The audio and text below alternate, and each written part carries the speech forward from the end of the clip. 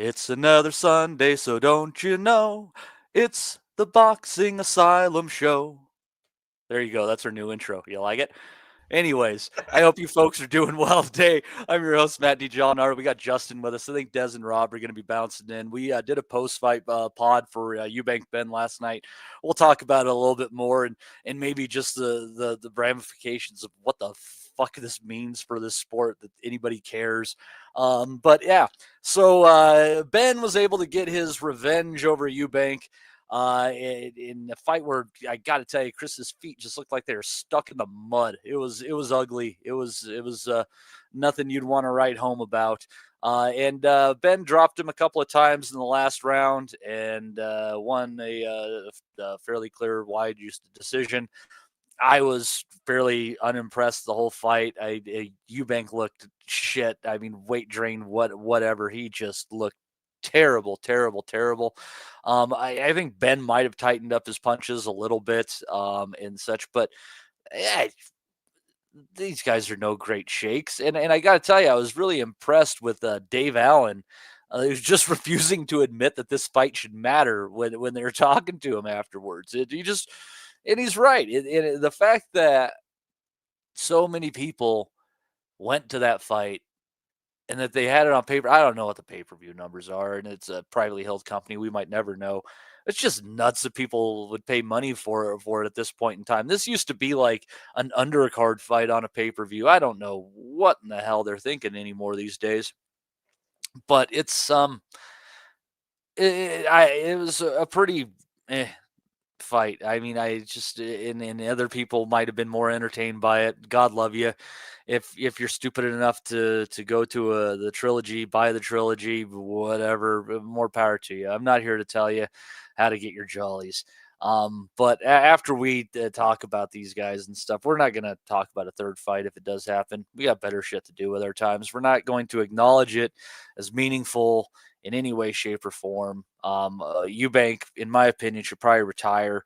He just looked just awful as far as it goes. And Ben needs to go to a lower weight and fight a live body individual that's not a tight list and really test the waters. Because at this point in time, the best wins of his career are shot Algieri, shot Eubank.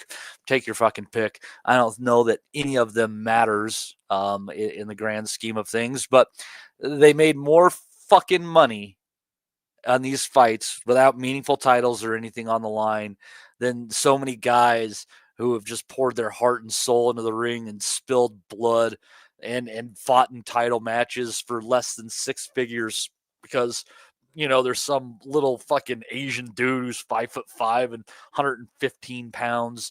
Nobody's ever heard his name, but he's got 50 fights and he's given it everything he had up until the last moment of his career. And he never made this fucking money that these guys did. And for what?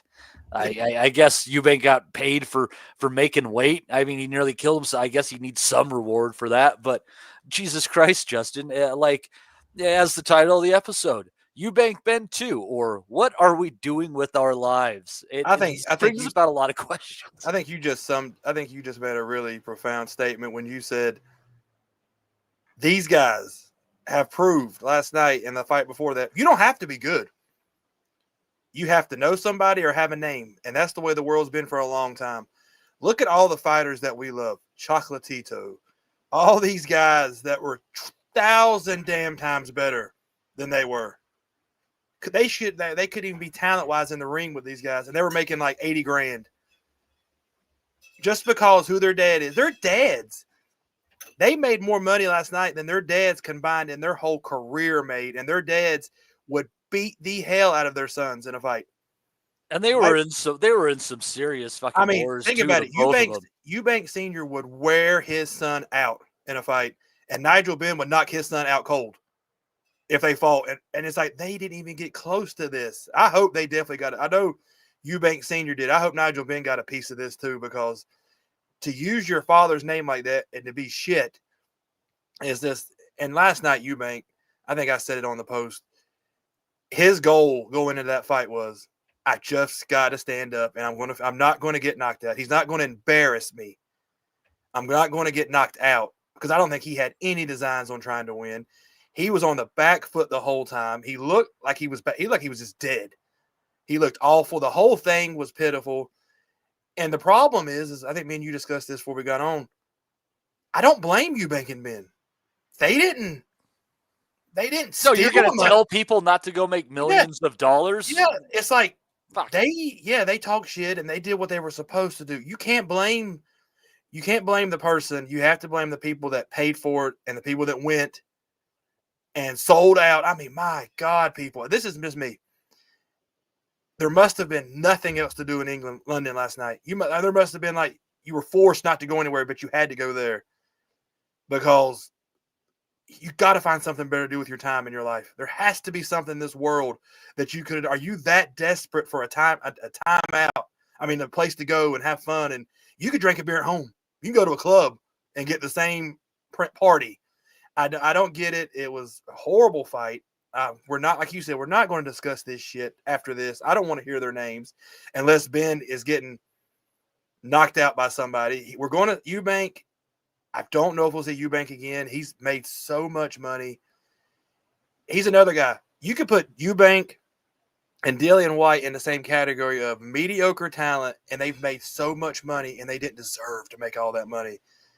They were not good enough to make that kind of money, and they did, and that's just a problem with the system and the people buying it. Well, yeah, let's look at the fact that in the last 90 days, I think is about the timeline, we've had a pay-per-view event between these two chuckle fucks, and we also had one between Moses Saitoma, who is definitely a blue-chip prospect, but he's a prospect. That was the bigger joke, though, actually. A former fringe title contender.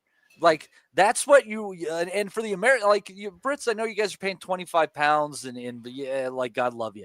They want 60 fucking bucks from us for that. $60 for those. And I'm telling you right now, the undercards. There couldn't have been maybe 10 people over here that paid for that, and they must be from his hometown, because no way they're getting $60 from over here to watch a prospect beat a guy that everybody knew he was going to beat. It wasn't like, oh no, this could be a real challenge for him. We all knew that he was going to beat him really bad. It was just, and they're taking the piss. They are really fucking you. If you're for people, I mean, they're blatantly screwing you now, and people are still paying for it. I mean, they're just telling you. They're not even lying to you anymore. You all know it's bullshit. If you believe what's his name, freaking Bean, all them idiots said last night, Frampton's got really bad. He's gotten really bad eating it up. At least, like you said, Dave Allen wasn't towing the company line. If you ask some of these guys truthfully, in a bar with a beer in their hand, do you believe what you said? All of them will say, nah, man, not really. None of them believe that. But you know what? Casuals do. People that were there believed it. I mean, there's people that do, and that's why they keep saying it. Somebody has to believe it, or they wouldn't make money off of it. It's in the same realm as the Misfits boxing culture, right? And it's just devoid of any like eye for talent. But I give you the Misfits, though. They don't. Yes, they say they're boxing, but they market it for what it is too.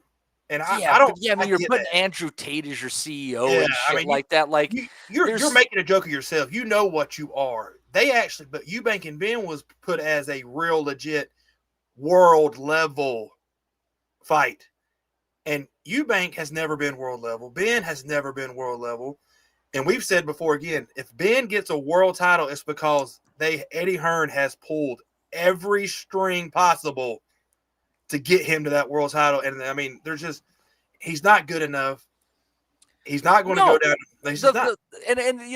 Ryan Garcia might get Barrios first, and I'm not sure that either of them necessarily beat Barrios. I think Barrios he's like, it's a weak welterweight division, but as far as it goes, I don't even know that Ben beats Abel Ramos, who ran Barrios to a draw. Well, right?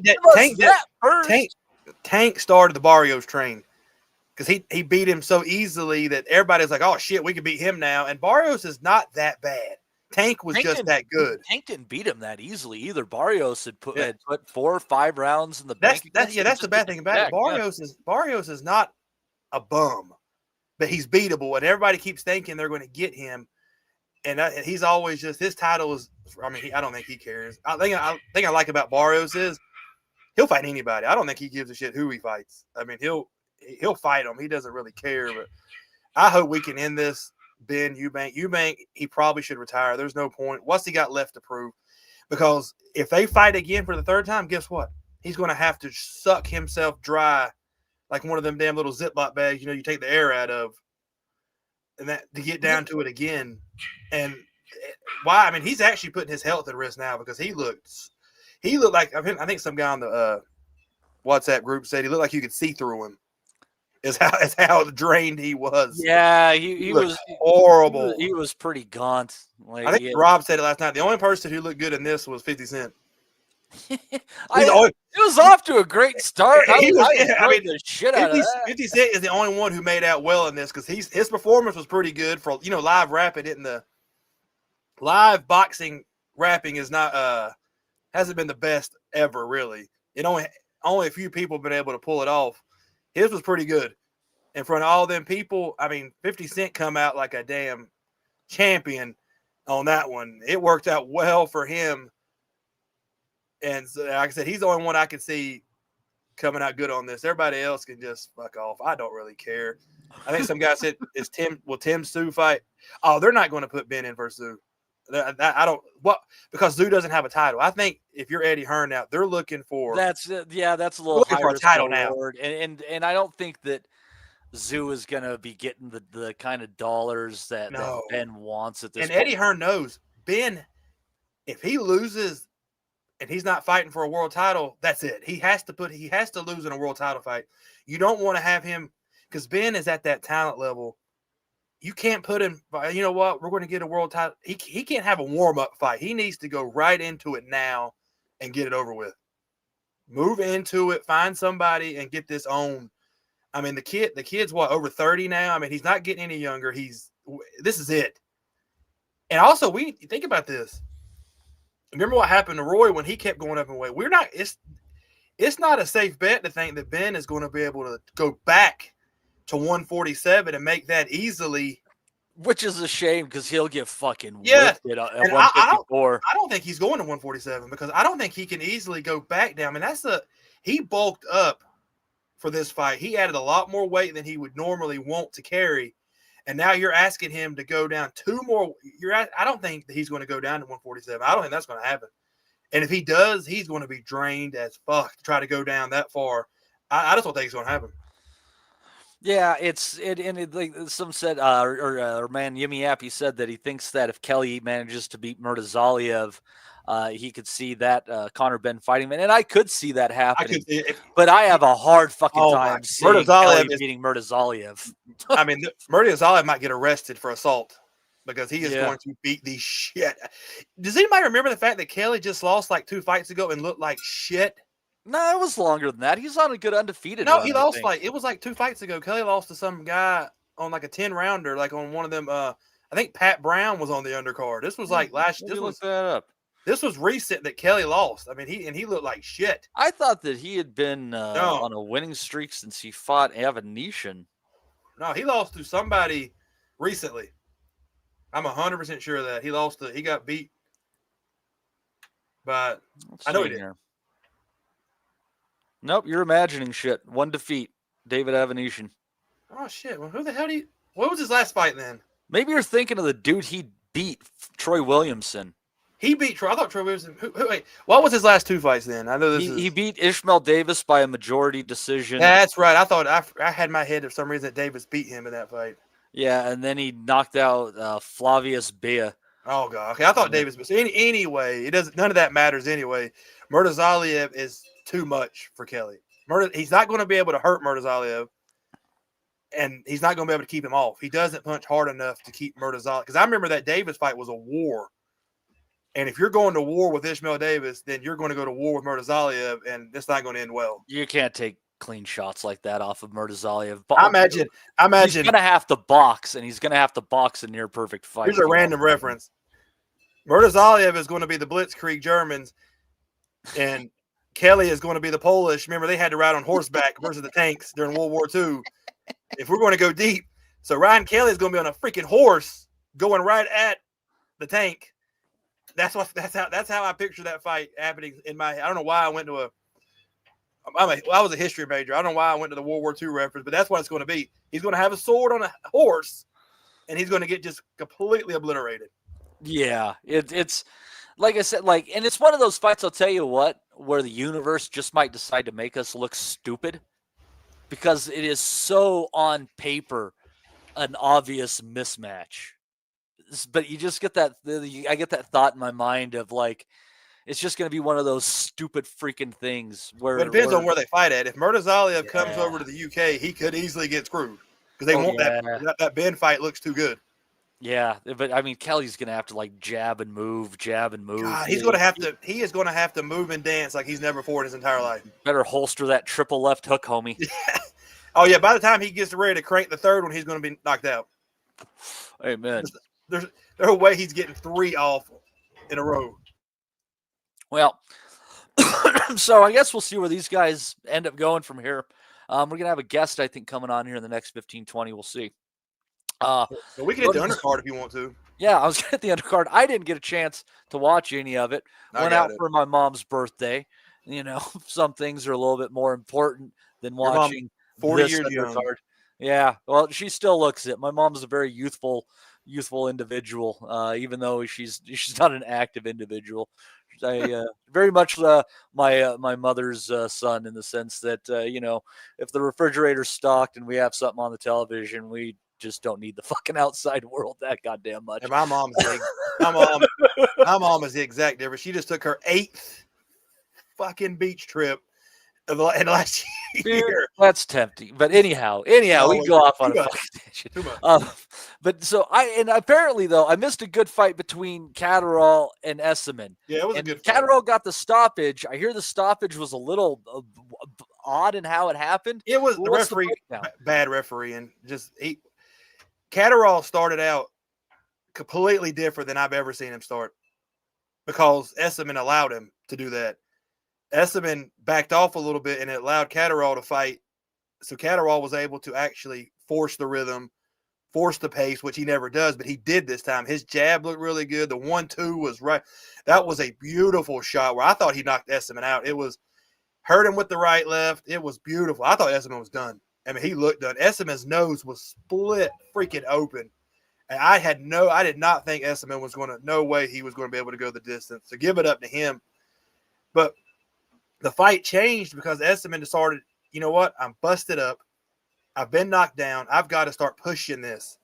And when he started forcing Catterall to back up and really have to fight him on his terms, the fight completely changed.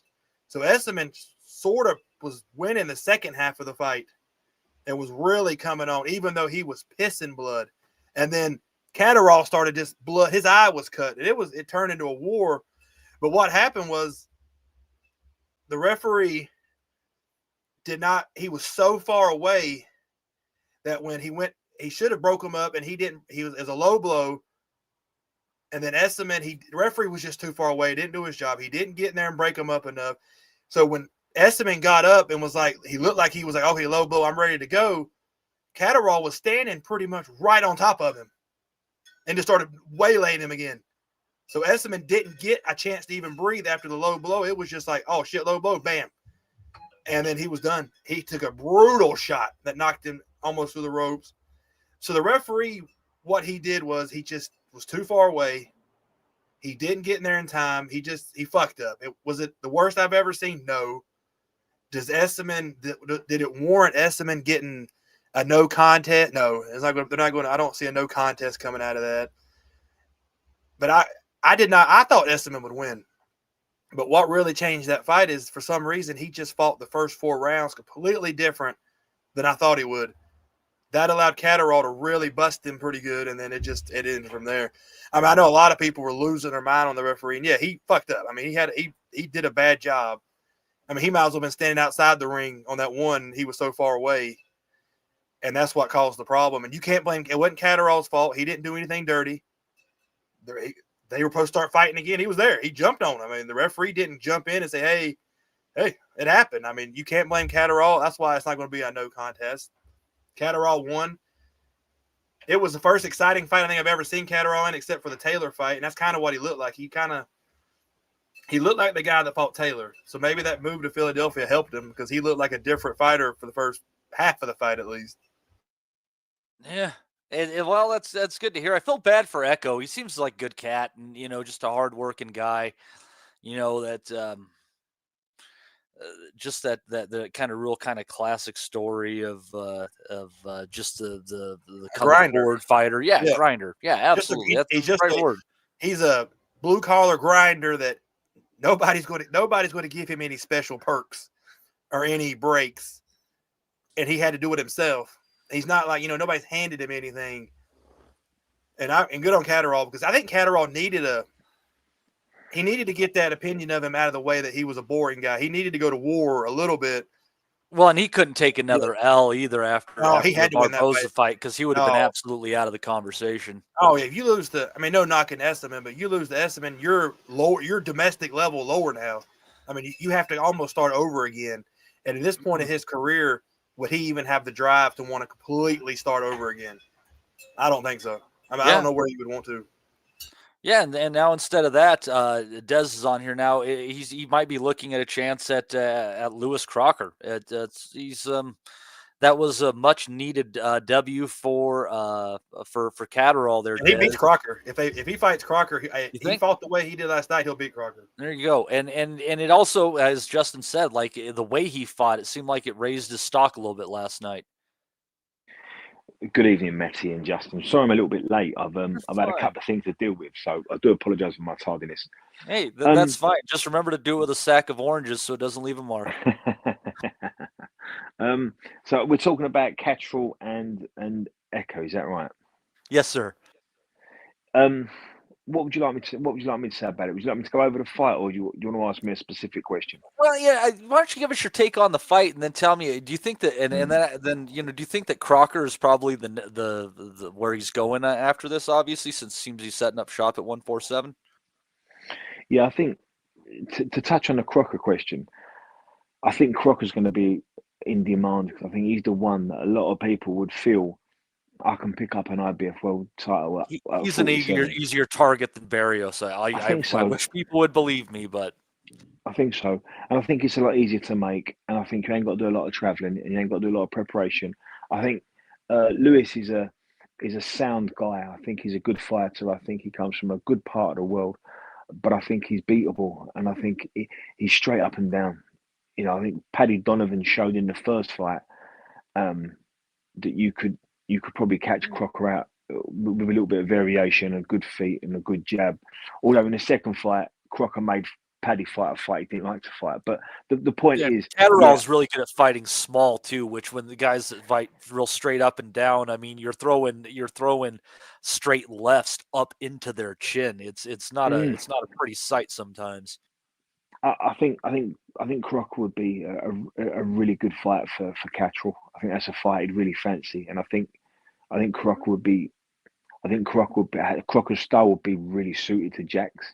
So I think that's a fight he would look for. And I think a lot of guys at 47 would look for Lewis Crocker. And that's not to say that Lewis is a bad kid. It's just that I think he's, like you said earlier, I think he's a bit of an easier target than all the other guys. With the fight itself last night, I'm a fan of both of them. I think Jack and Echo are two really good domestic kids that have done ever so well in their career and given us some really good nights. And I was looking forward to last night's fight. I felt for the first 3 rounds, I thought Bozienis had fulfilled his role. I think he'd taught Jack a really interesting variation to Jack's style. He didn't try to change him 180. He just tried to add to him and just tried to make him a lot more loose and a lot more fluid, to be a lot more proactive, but still being this sort of on the back foot counter puncher. But he was very proactive with it. He was swinging his jab over Eku. So every time Eku stepped forward, Jack would touch him, step around, reset, and go again. And it took Eku 4 rounds to really work Jack out, but he did work him out. And it come after getting put down, and Jack caught him with a lovely short inside backhand, and it put Eku down, and there was a clash of heads, and Echo had a split nose, and I thought we're going to see the very best of Jack Catterall now. But I said it on last night's post-fight. With guys like Jack, most people, when you try and change them, it's okay when the going's good, but when you get a bit of pushback, it's quite normal for people to revert to type. And Jack reverted to type when Echo started to press. And that's when we saw Echo have some success. For the next 4 rounds, I think, Echo came back into it. But the championship rounds, I thought Jack just looked a bit stronger. And Jack was looking like the worthy winner. But something did happen, and we should touch on it. I touched on it last night. I don't want to bore everybody with this, but we saw a referee that wasn't quick enough, wasn't proactive enough, wasn't assertive enough, and wasn't where he should be. He was when you've got a close fight and a fight that's 2 kids going at it. Referees need to be very close to the action because things can happen in a split second, and he was too far from the action, and he wasn't able to intervene quick enough. It cost Echo because he took punches unnecessarily. There wasn't a stop in play. Then Jack done what Jack had to do, which was jump straight back on him, and he hit him with some really good shots and knocked Echo out, knocked him through the ropes and out of the ring. And it could have been really dangerous last night. I think the referee's got to be brought in and he's got to be told, in most fights, you need to be a lot more closer to the action. You need to be able to respond and pounce and react a lot quicker, be a lot more assertive.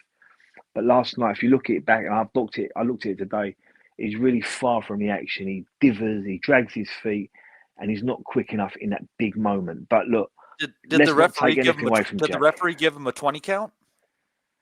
No, he didn't give him any time at all. What happened was it was a perfect storm against Echo, Matty, because Echo sort of stumbled down, and his reaction as a fighter was to jump back up. But in doing that, Jack's reaction was to land 2 shots. But a referee, when Echo went down, the referee should have jumped between them, a la Howard Foster, Wardley, and Parker. When you jump between 2 kids, he should have done that, but he didn't. He was too far away. And if you watch the referee, he just can't get his feet quick enough. He's just too far from the action. It was a real look. The referee didn't expect that to happen, but that's why you've got to be close to the action. You've got to be, one pace away so you can intervene at any instance. But look, let's not take nothing away from Jack. I thought the first 3 or 4 rounds, Jack was brilliant. I think Echo did what Echo normally does. He comes into the fight rounds 5 and 6, and he's a tough guy. He's a world-class hard man. If you can't fall in love with Echo Esserman, boxing's not for you. He's a real fighter's fighter. He's not a puncher. He's a hard worker. He's a grinder. And he did a lot of that last night. But Jack he got a really good start. He was very good in spots. I'd like to see another camp with Bozy and see what they can do with him. But from what I saw last night, it's been a really successful partnership so far. And we'll see where Jack goes. But there's definitely big fights in Jack. And fingers crossed Echo can come back because there's a lot of good fights for him as well. All right. And that was good timing here because I want to add to the stage here. Join us for a second time, Harvey Dykes. Harvey, welcome in with us. I was hoping I could welcome you in with another debut on your ledger, but in my opinion, you should have you on your ledger. I watched the fight. I thought that you did a really good job closing the distance and kind of half steps, landing your left hand real short when you did. You worked the body, tied him up when necessary. You did the right job fighting the small guys fight. You know your business, and for a guy that's 6 foot tall, you got a little heft on you. You move really well in the ring, and I thought you probably got that one in the 7-3 realm, but it was an only referee card fight. And it's not only that he ruled it a draw, he ruled it 93-93 with no deductions, no knockdowns. Have you been able to digest all of that by now? I mean, it was crazy. Yeah, no, it's ridiculous. I thought I couldn't believe they give it like that. How could you get that scorecard? It don't make sense. Well, yeah, because I mean, he might have won, but he never took points. He has to be 95-95. And as far as it goes, you're talking about a 10-round heavyweight fight, which obviously carries ramifications.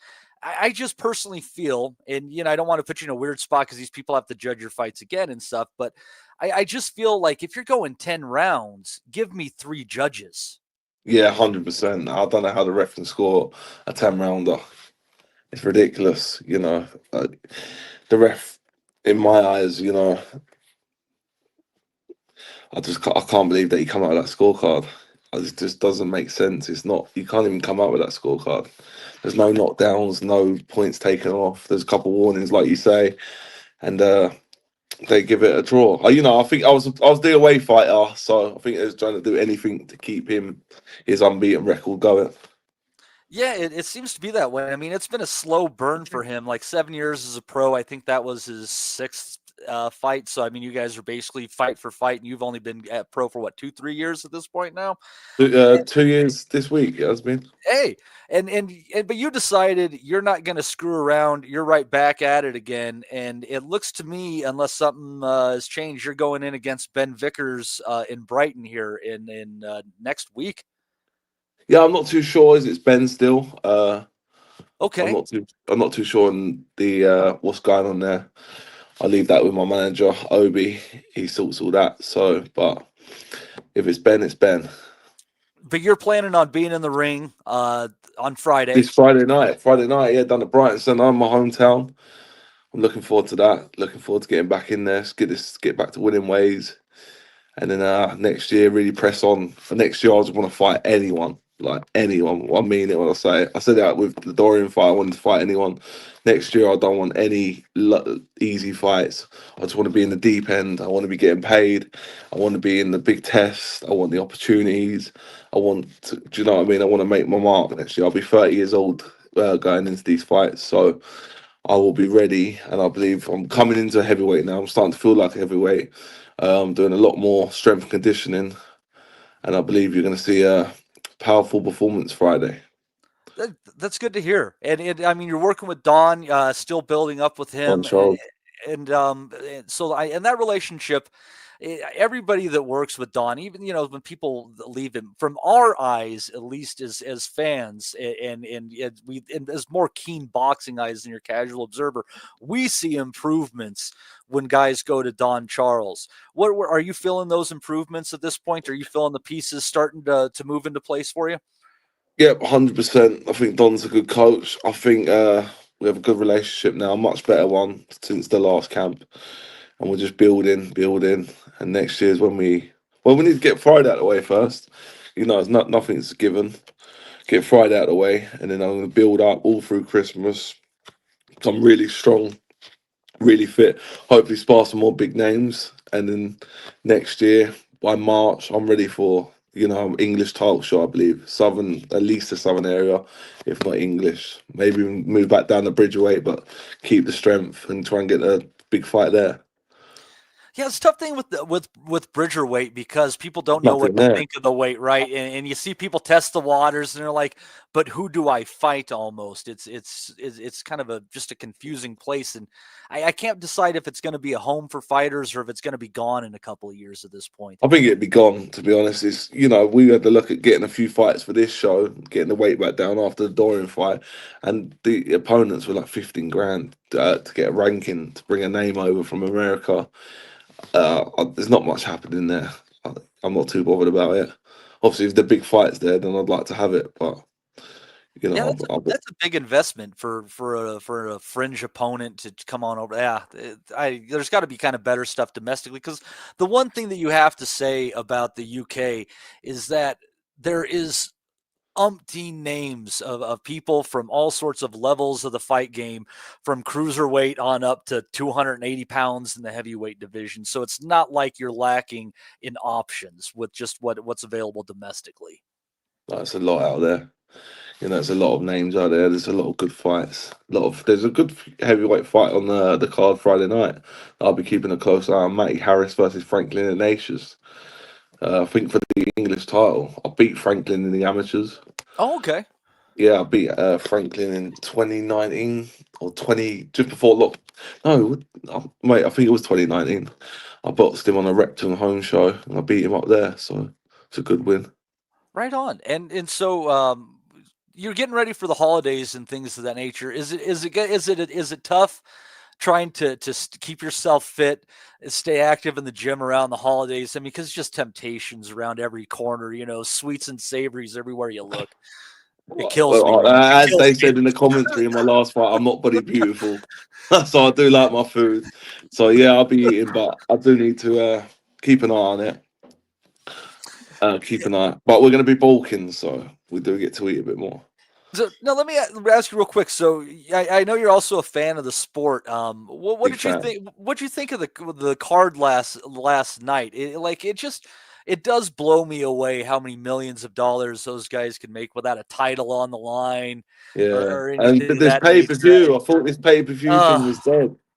And they yeah, start charging pay per view yeah, again. you're preaching my language right there, Harvey. Oh, I was very excited, ready to sign up again, and they're like, "Oh wait, we have a premium subscription for you instead." And for Americans, it's going to cost you about 50% more. So yeah, I'm like, no. you can't trust what people say in this boxing. It's full of lies. You know what I mean? Full of. It's just ridiculous, isn't it? I don't think it was a pay per view card last night. Some good fights in there. I thought the Sam Gilly fight. Was it Sam Gilly? Ishmael Davids. That was a good fight. Obviously, the local lad Tommy Welsh lost to Richie Apple. Who else was on the show? Adam Azim. Adam Azim, yeah, he knocked out an Yeah, American, Kurt Scobie. I heard he looked really good in that one, and obviously I think he's Catterall and really good. Esserman and. Yeah, that's a good fight. I thought Esmond was winning. Yeah, so you thought he had come back well into that fight, and unfortunately, I Yeah, was out and about and I didn't get to catch it, and I hear it was actually really entertaining. And unfortunately, really good fight. you're normally not forcing yourself to get home when Jack Catterall is fighting. It's just not usually one of those things that get you out of your seat. He's training now, isn't he? He's with the Americans. So yeah, I thought it was a really good fight, to be honest, for a Yeah. catch-all fight. Well, hopefully our friend Turkey Al Sheikh puts it up online for us here at some point in time. Yes, You definitely, can watch it. definitely. So for you when you're looking ahead, like so you're looking at that Ignatius fight because you're thinking, I want that English title at this point in time, Yeah. and it seems like you've got a good team behind you, obviously with Don and Obi. So are you feeling like you have like a clear set of goals for 12 months, 18 months, obviously knowing you always have to get through the next fight? Yeah, 100%. I just believe next year is the year. I really do. I believe it's the breakout year in the boxing. It's the make or break year. I'm ready now. I feel like I'm ready now. I don't want any really small challenges. We've got this little run out next week. It's not just you can't underestimate anyone. I don't know, I keep saying that. Just get this fight done, and then I know there's the big fights are going to be there. Yeah, and let me hand it over to see if Justin has a question for you here real Yep. quick. I know it's getting late. Now, did I see you got some youngsters that ran around in the background there, was it? Who, me? Yeah. Yeah. It's my step Yeah. boy Archie. Oh, there He's you running yeah. around. It's I like, think his yeah, mum's so just put him to bed. yeah, I mean, and you're obviously, you're thinking you're almost 3 years old, like you got, Yeah. mouths to feed and the like, and that's what Mouth to kills me, feed. honestly. Well, and before I bring Justin with a question, if he's got one, just say this, one of the things that really bugs me about poor decisions in boxing and the way that things go, because I know all of you guys as people, you're not just people figures on a screen. You have to feed yourself, keep a roof over your head. You got children, you got things that you have to take care of. And every bad scorecard, every incorrect result is robbing some Damn. man Yeah. of a better life for him and his family. And Very that's well what said gets that. under my skin. Very well said. I've actually opened a business recently, a rubbish clearance business. If anyone's in Brighton listening, it's called Quick Tip Rubbish Solutions. That's my company. I've had to do that, so I'm running that as well as boxing, as well as going up to London 3 days a week to train with Don. So I'm literally getting up, going running, going to work, finishing work at 12 o'clock when I've got to be up with Dom by 4, going straight up to London, driving straight back that night. Sometimes doing a night session with my strength conditioner, Lewis Carr. You know, it's hard, but it's what we got to do. No, I remember Rendell Monroe was working as The bin man, yeah, I'm the new box. I might take his name, the boxing bin man. Yeah, Rendell. Oh, did we lose you? Oh, I think we might have lost Harvey. Are you there with us, Harvey? Oh, there you are. Sorry, Don Charles just called me. How weird. Oh. Making sure I'm up tomorrow.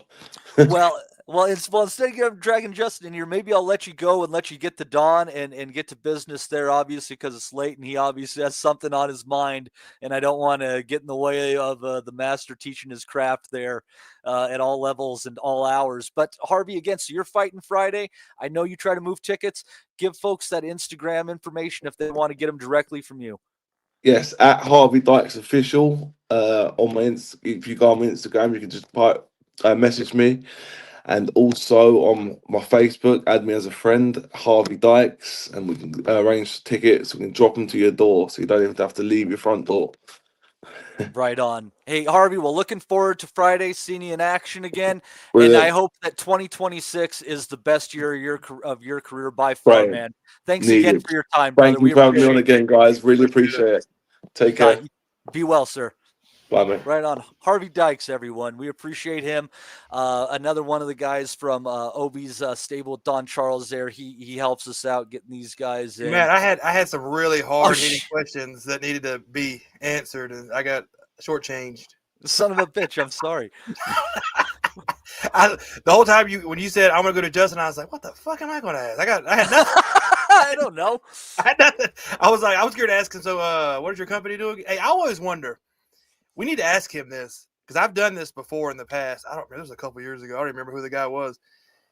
I wouldn't mind buying tickets for his show and then letting him give them to like family that couldn't go, like a needy family. Hey, would we be able to do that? Like a charity or something like that? Yeah, would we? You probably could be able to do that. Ask him, his manager. Ask who. I would do that. I would happily buy a couple, like 2 or 3 tickets, and say give them to a.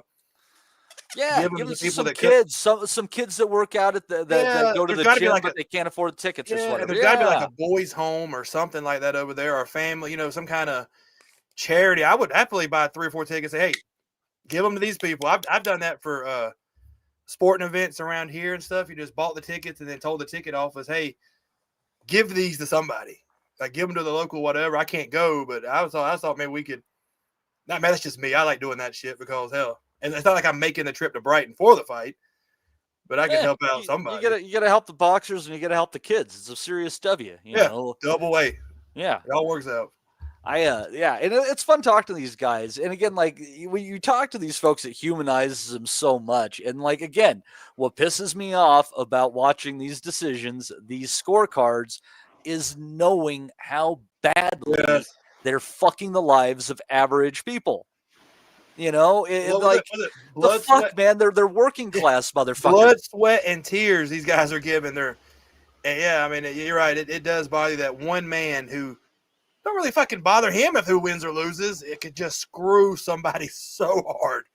Yeah, you go on. Sometimes they know what they're doing when they screw them, and that's the bad thing about it. It's like, come on. I mean, last night we ain't got to it yet, but the Espinosa, Delgado and Goyas. Oh my god! Hey, we can get into that because it is a straight up screwing somebody over.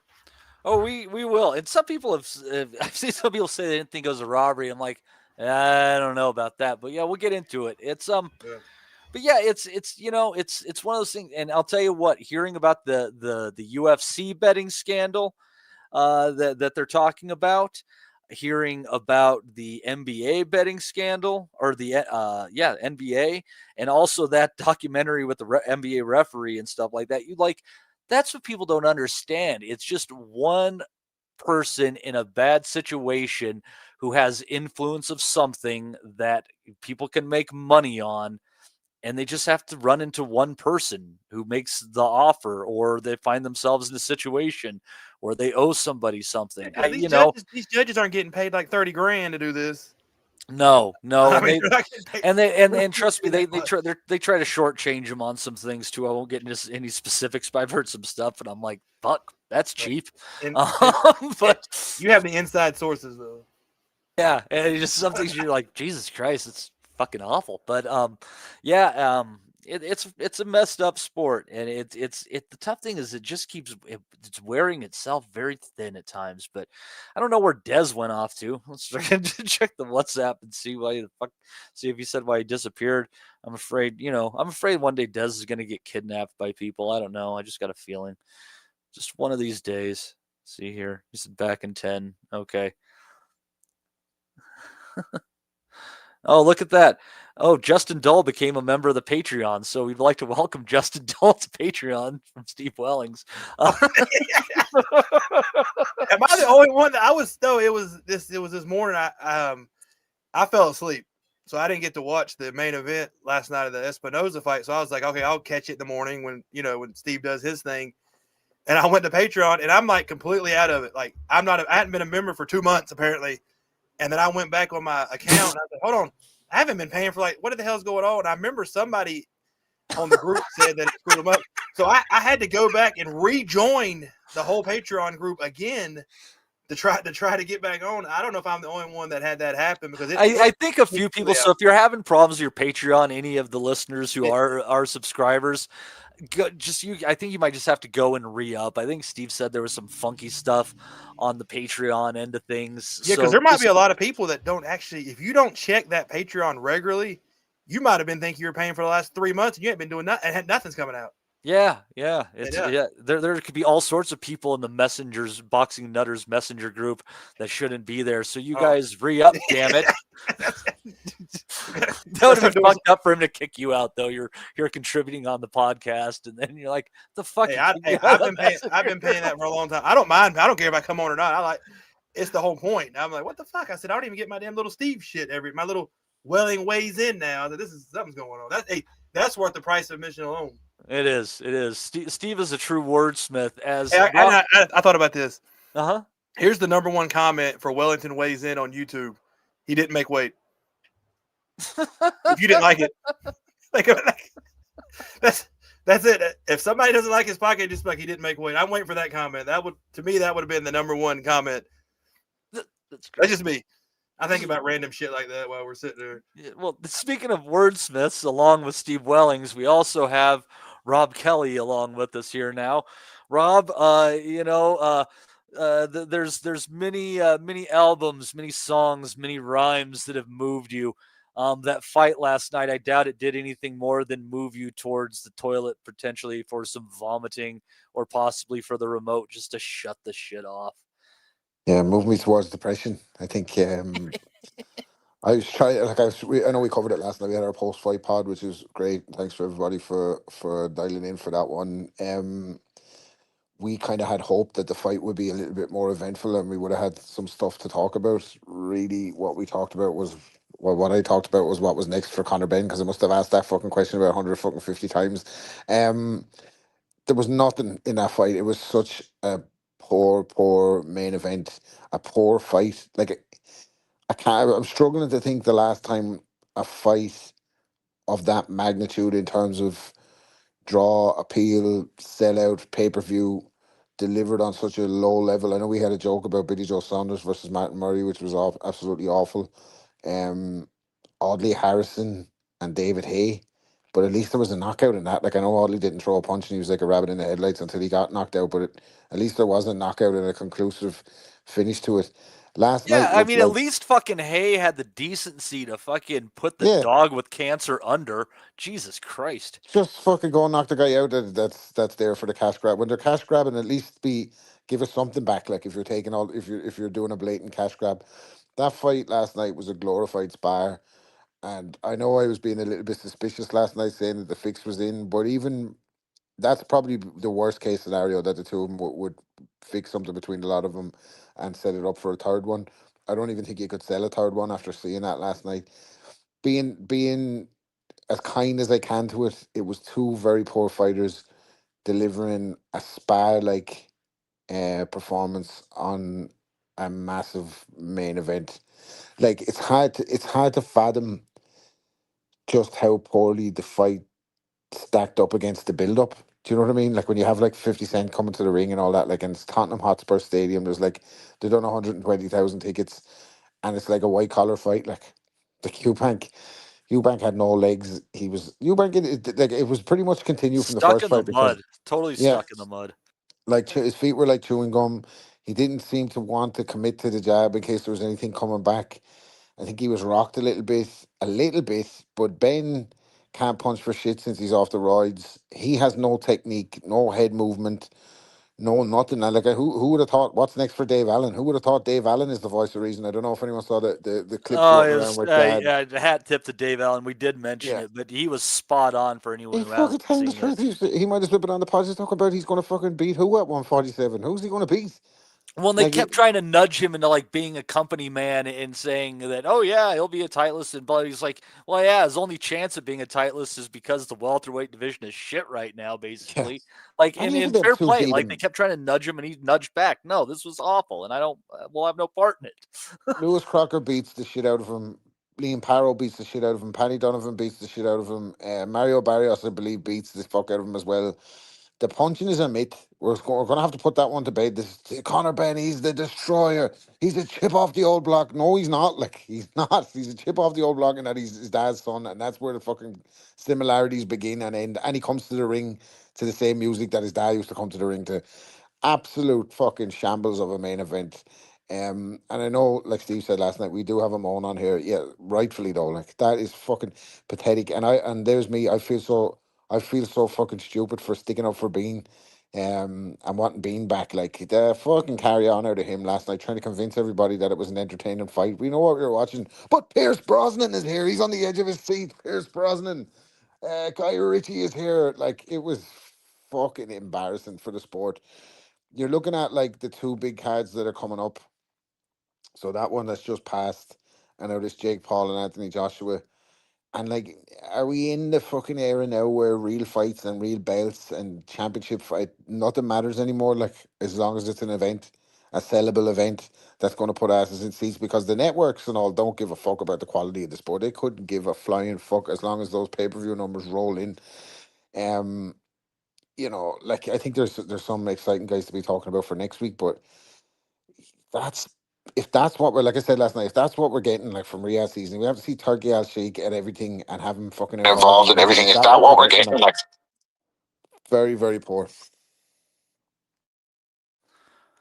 we have someone in here named Rodney. Where'd we get a Rodney from? Rodney, are you joining us to talk about the fight here?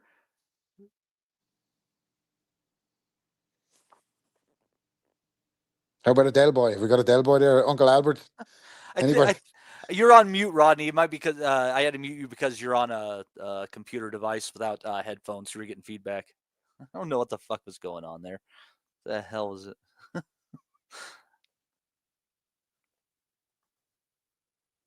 You with us? You with us?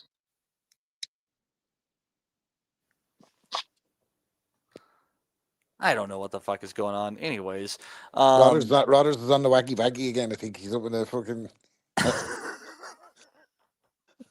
lovely. what an idiot.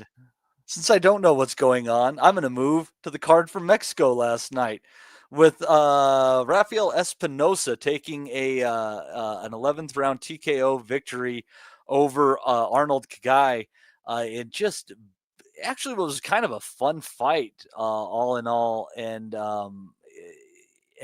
was Kagay was getting the crap kicked out of him, Justin, throughout the fight, but he was throughout that.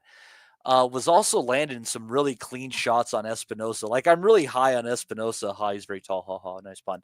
But I still think he's also a knockout waiting to happen based on some of these shots guys are landing on him.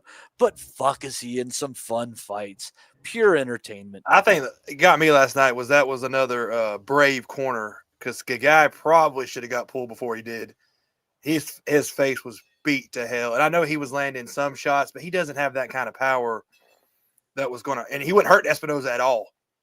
So if you're in his corner, they let him take I mean, that takes a lot off your career because he was beat up at the end of that fight. His face was just completely swollen, both eyes, nose busted. It was I didn't think it was entertaining as you thought it was. I didn't think it was as I wasn't entertained as much as you were about it. I thought it was a decent fight. I thought Espinosa pretty much did what he wanted to, just because he was 3 foot taller than that guy. But Kagay went way too long. I think they should have stopped that a couple of rounds before it got that far because he was just He kind of like was just wandering back to his corner. He wasn't going to hurt Espinosa. So at that point, if you're his corner, you're not going to land that shot. You're late in the fight. You don't have that kind of power. And they just and that was what Freddie Roach's right-hand man that was in the corner for Kagay.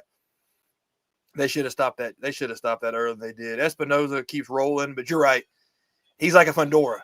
Somebody's just going to land one right there. Boom. Just going to come underneath and just land one. And it's going to happen. But hell, we'll take the road and we'll ride it as far as we can. But yeah, Kagay, they were a little too brave. I don't like when you're not the one taking the shots and you keep sending him back knowing that he's fucked. And you keep doing that. They should have stopped that earlier. That's just my opinion. I don't think they should have let it go as far as they did. Yeah, it might have been getting a little bit deep for him there. I don't know who the hell was on the pod there. I don't know. Sorry if I referred to you as the name on there as Rodney. I don't know who the hell you were. That was weird. Thanks for making my day strange. Also on that card was a bit of a robbery, especially I think when you consider the 12th round knockdown with Gabriel Goaz Valenzuela kind of taking the shine off of Lindolfo Delgado. Real sharp down the middle stuff throughout the fight. Delgado he kind of got together in the middle rounds a bit, and I think there's an argument even in rounds, but the knockdown decides it. What do you think, Justin? I've heard people saying not a robbery. Are you on this was a robbery train? No, robbery is people like to use that word for every damn time they don't like the decision. It's a robbery. If I don't like it, it's a robbery. It wasn't a robbery, but I think Gallardo won. I mean, you could say he easily won probably the first 4 or 5 rounds, and then he had the knockdown. So you're telling me that Delgado, they basically said he swept the whole second half of the fight, and the knockdown didn't matter. That's where I think people are talking about the robbery because, come on, Gallardo won. But the thing about it is, Gallardo, this is boxing. He should have lost his last fight versus that 7-3-3 guy. He lost that fight. That was a robbery. He should not even have been in this situation. He was given that gift big time to set up this fight. And Delgado, the shine has been off of Delgado. He's not, he's got the pedigree they like to talk about. He was a Mexican Olympian. He's got all this stuff. He's got the looks they talk about all this stuff, but he doesn't have enough to back that. He doesn't punch as hard as they said he does. He doesn't have the kind of style he should have. He's a little slow to start. He's kind of lethargic at times. And Gallardo won the fight just by kind of outworking him. He was just doing a little bit more. Delgado is kind of a one-paced guy.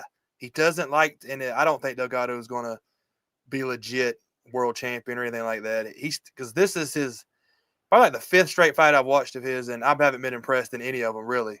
He always seems to labor like it's every fight, it seems like it's a struggle for him to get through the fights. And I don't think he's legit world champion or world level. And Gallardo got he got lucky last time and he didn't get lucky this time. That's the best way I can put it. And I think he should have got it, but hey, it is what it is. I'm not going to lose sleep over this one. Yeah, I don't know how meaningful it's going to be at the end of the day. Let's see here. Emiliano Vargas being forced to go to a 10-round decision with Jonathan Montrell. He just dominated the fight. Just couldn't find that shot a little bit. Montrell not engaging all that much. Your views on Vargas? Did your opinion of him go up, down, or kind of stay the same after last night, Justin? Stay the same. That Montrell was tough because, how many body shots did Vargas land on him? 200, it seemed like. And every one hurt him. Every time he hit him, the body hurt him. I think Montrell, he's already went the distance with that Tiger. Tiger, he's a tough guy. But Vargas, no, I don't really change that. I think Vargas is. I mean, of course, we loved his dad. I think he's going to be a guy that I wouldn't be surprised if he gets a world title. He's pretty decent. He's not special, but I mean, he did everything he was supposed to do. He just couldn't get the guy out of there. And sometimes that's what happens. You're not going to get everybody out. It was a good learning 10 rounds. He didn't take any shots, really. It was a good 10-round fight. He beat the hell out of the guy and got the win. It's good to go. It's good to go 10 so that you know you it's can not going do to hurt you to go 10 rounds. What got me was I had to sit there and I kept coming back. They pretty much did like a 45-minute Vargas training session we had to watch on the Top Rank feed. It was just him in the gym. Yeah, they had some time behind the scenes. fights, Vargas, like hour-long behind the scenes with Vargas to fill time. That got kind of old. But so yeah, it was decent. I mean, he did what he's supposed to do. Montreal has earned another paycheck. He's just like Scooby did last night. He's earned another paycheck. He's shown that he's going to be a good gatekeeper. And you don't have to win all these fights. If you just show up, you're going to keep getting paid because you're going to keep getting talent. So I have no problem with that fight. Vargas, what are you supposed to do? You landed everything you could. The guy just wasn't going to go. Yeah. It'll be interesting to see where he goes next. He is going to be in some wars, and I hope that they find a way to make some good fights with across the street to find some TV, because this was like just on like streaming service. You can get like on the Roku channel, on the channels that they run on there, and you could get it on Tubi on the Top Rank Classics channel, which airs some great fucking fights during the week, by the way. Ask Rodney what he thinks about the Vargas fight. I think Rodney is gone now. I think Rodney might have been a Fed because Chuckwu was talking about sling and blow. Also on that card, Richard Torres Jr. got the work done in one round against Tomas Selek. It's just absolutely obliterating his nose, and that was that. It was quick, it was dirty, and kind of what you want to see from Torres Jr. Going in, just staying busy against a guy who's 23-8. This is the 5th time he's been stopped in his career. It was kind of cool to see somebody's nose get blown open like that, though, Justin. I mean, take the W's when you get them. I mean, I don't blame Salak for quitting. I mean, he was fucked. It was getting ready to get worse. So I mean, I don't blame a guy for making a family decision on that one. It sucks for Torres, though, because he went to that whole training camp and he didn't get to finish the guy. But still, Salak, whatever the hell his name, I think it's his name, Salak. Yeah, he's not stupid. He was getting ready to that nose was getting ready to get completely destroyed. So it was good. He just bailed. Yeah. It was for the best. I didn't even get a chance to ask either Rob or Des if you guys had a chance to see any of this card as I'm working through it with Justin here. No, I didn't. I was watching the football today. Ireland with a great result to keep themselves in the qualifiers for the World Cup. Last minute winner. It was only so much sport. It was actually nice to have something that was a bit compelling and a bit of drama. So I didn't get around to the Mexican card. But I wonder, was that Bitcoin Rodney that was on? Cult hero of the pod, Bitcoin Rodney. No, this Rodney was on video and he looked white and bald, I think. Good disguise. And let's see. So we're kind of I've kind of beaten around the bush a little bit, and I guess maybe gone at it a little bit straightforward, but there's a lot of conversation, and the difference is Justin and I were talking earlier, and he didn't necessarily, he thought, boxing goes through ebbs and flows. And I absolutely agree. But I don't think I have ever seen this much, with like kind of two forces coming at once and what could really screw boxing. But I don't ever think I've seen this many of the loyal fans put off so much by a fight as possibly this Eubank and Ben fight. And we've never seen boxing really monopolized in the way that it has been at this point in time. And the paywall between it keeps getting higher and higher. And I just see a scenario where the fans lose interest, the promoters, the network basically that's involved in it kind of go tits up on the whole deal, because they're going to be losing money hand over fist at some point in time. But I don't know, Rob. It's like I personally have never felt this pessimistic Same. about Yeah. boxing. I've also never felt necessarily this pessimistic about life, and the two might be going hand in hand. But, Yeah.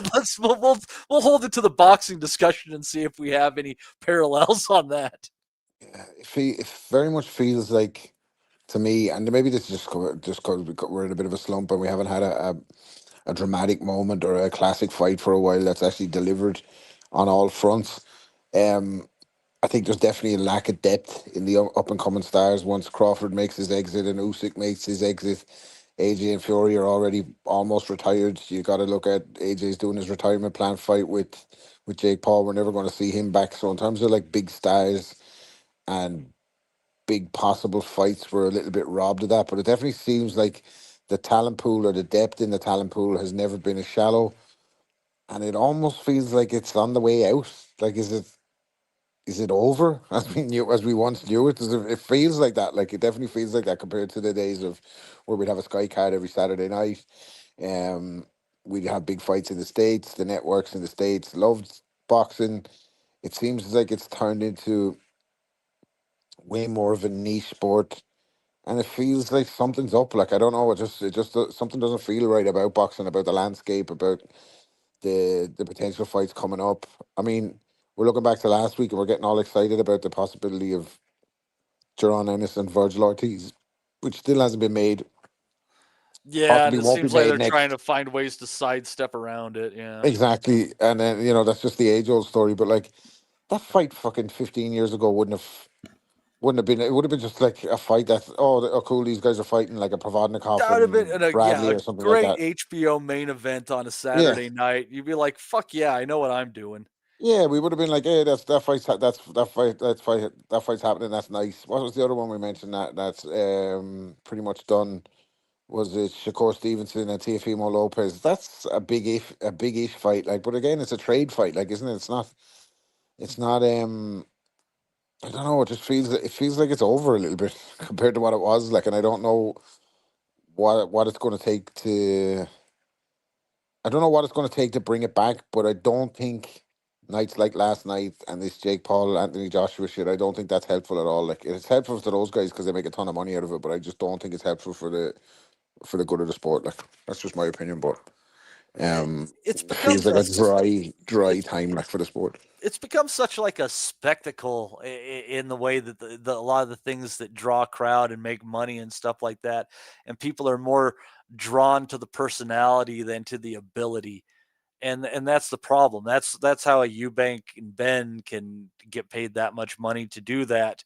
On up to what's even more disturbing is Jake Paul can get paid a lot of money sometimes do what he's doing. And I just you're right. The talent pool seems to be degrading, and I could see this being like a really niche sport in a sense like it like probably would remain kind of popular, I guess, in a sense in like the global south, but it would be like more like Philippines and Mexico and South America, and you know, I don't know. I just it's very underwhelming, and just the fact how much money that they're asking, and everything has to have a subscription, and they like don't realize the fact too. Like they're like, oh, people have been subscribing to this, that, and the other for boxing for ages.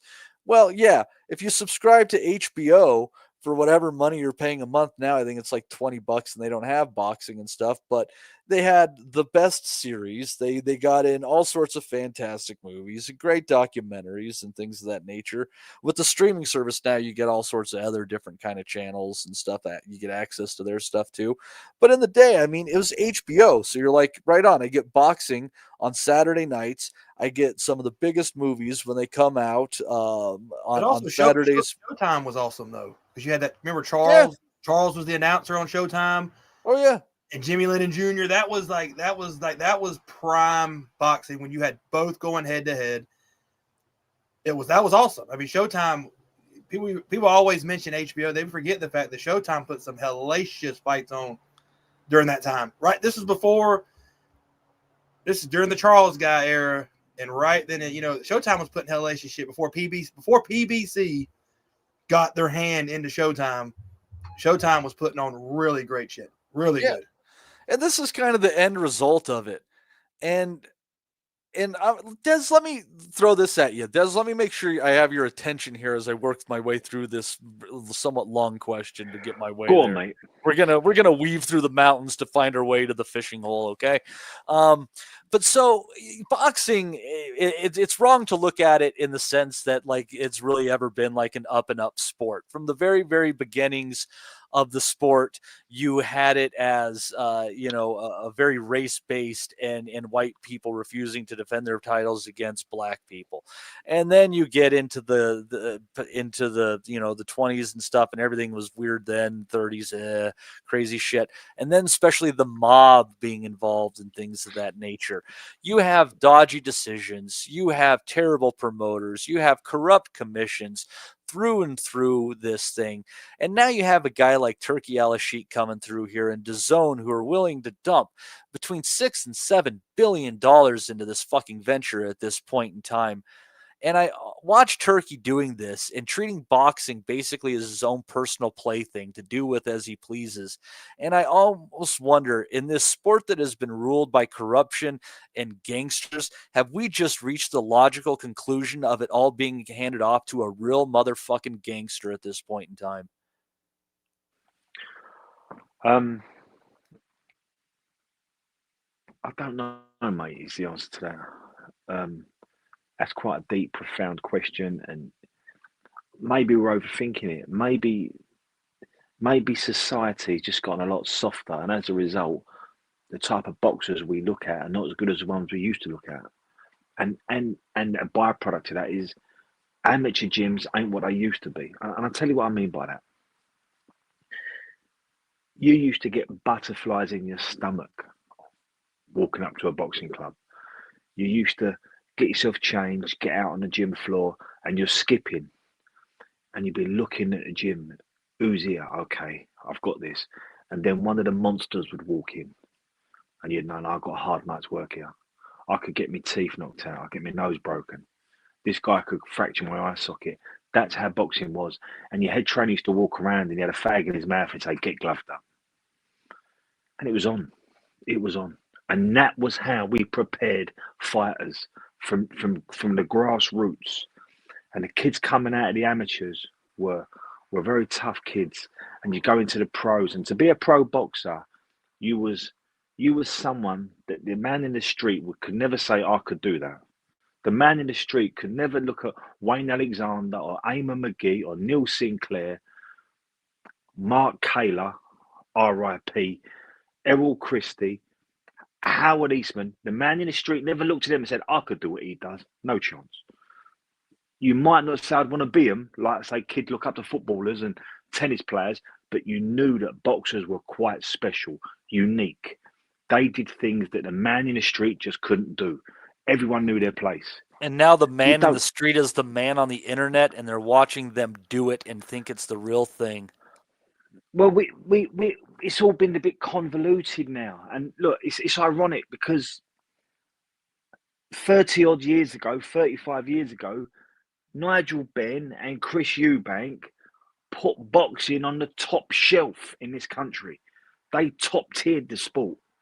It weren't just them, because Frank Bruno and Lennox Lewis and Gary Mason and Kirtland Lang and Henry Cooper before that and Brian London, they all done their bit. They pulled up the slack. But let's be clear, the Nigel Benns and the Chris Eubanks, they put the work in. They've done their bit for British boxing. And isn't it ironic that here we are 30 odd years down the line, and it's their two sons wearing the same coloured shorts, boxing in an open air arena, a football stadium, have pulled it down. Because there's no one that loves boxing that really supported last night. I never watched the press conferences, the weigh-ins, the build-ups. And I said to you guys on our chat, this reminds me when I was a kid and I just stopped watching Grange Hill. Something happened where I stopped watching Home and Away and Neighbours. Something happened where I stopped watching EastEnders. And something happened when I stopped watching American wrestling. Is this happening to me now with boxing? Because that's the first time that I'm being told this is a big fight worth this much money involving this many people. And I'm sitting there going, this ain't a bit of me. It's a really sad time for a lot of us, and I can hear it in Rob's voice. Like, it just ain't the same as it used to be. This shit is changing in front of our very eyes, and I hate it because I'm sticking it to two kids like Eubank and Ben. They're not a bit of me, you know. They talk about the cars they drive and the watches they wear and the money they're earning. We've never heard that in sport before. Ray Leonard and Marvin Hagler, Tommy Earns, they never spoke like that. Bud Crawford don't speak like it. Usyk don't speak like it. But there's a huge pocket of boxers now that do speak like it. We bounce between the wannabe Floyd Mayweathers and the wannabe Billy Joe Saunderses. And it's just taking its toll. I'm exhausted watching boxing. Like, I find myself being critical about it all. I find myself not really finding any endearing qualities about any of them. We seem to be taking the piss out of them rather than admiring them. And that's across the board. And we've now got the likes of the Misfits thing creeping in. And we've got the Turkey Ali Sheikh thing creeping in. Good or bad, right or wrong, it's not the type of boxing that we've grown up loving. But it's not only boxing that's like that. Rugby's changed. Premier League English football's changed. Like, I don't watch English football like I used to. I used to plan my weekends around it. I used to have season tickets down at West Ham. I used to, if I couldn't go to West Ham in mates, I'll come and watch the Arsenal. Now I'm telling lies to get out of games of football. I'm not kidding. People ring up and say, "Do you want to come and watch West Ham against Newcastle?" No, thanks. I'm busy. I got tickets for last night. I backed them. Not for me. I'd rather be at home. I couldn't think of anything worse. Getting down to Tottenham. You know, I'm telling lies to get out of these things because it just ain't a bit of me no more. And That's something sad. has happened. Something has happened in sport. It feels like the boxing, especially like it's the last 24 months, isn't it? Like, and we used to rag on Eddie, we used to rag on Anthony Joshua, this that. But at least when Anthony Joshua was fighting, like you'd have a big undercard, and there'd be a lot of good fights on the undercard. Like even if Anthony Joshua was, if we had to buy Eddie's bullshit for fucking, telling us he was the next Larry Holmes and all that, like we had to endure that. But we still got some quality shit on the undercard, like. Last night was even a stinking undercard for a fight that big. Like, so Jack Catterall, like a Western man, like it was an entertaining fight, and it was a bit of blood, sweat, and tears, and snot and blood flying, and a bit of broken noses, and a bit of But even at that, like you're like, fuck me, like this is poor. Like it's poor. Even the British guys coming up, like they don't British. I mean, I guess you have Ben Whitaker. He can sell it. He can sell a ticket. I suppose going forward, like. Yeah, but how does he do it? By basically being an absolute fucking douche, and Yeah. that's the thing. It so much plays into this social media asshat error when the people who can be the biggest fucking douche nozzles end up getting the most clicks and make the most money. Yeah, I walked into the gym this morning. Sorry, Robbie. I walked into the gym this morning, and I was told by someone how good it was last night. I said, "Well, I didn't think it was. I thought it was. I thought it was really bad." And she looked at me like I was some sort of, some old curmudgeon who's just always finding fault. And then I explained to her that this is what I didn't like about it, and she saw it a complete different way to me. She loved she just liked sitting down with her husband and her kids watching a boxing match with two kids with, that's what she bought into. That was her version of boxing. And then she said, I said, well, where does Conor Ben go now? What would you want him to do now? And she went, I'd like to see him fight him again in the third one. Where'd you go with that? Where and these are the people buying tickets. Where do you go with that type of comeback? I liked it last night. I'd like to see it again. And so, mate, are we the minority, or are we the silent majority?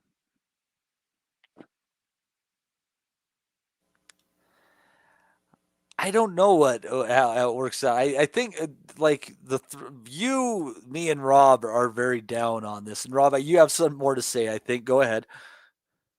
No, I think that just if you were to sum up where the sport is since Turkey has come into the forefront and Riyadh have come into the forefront, hasn't worked.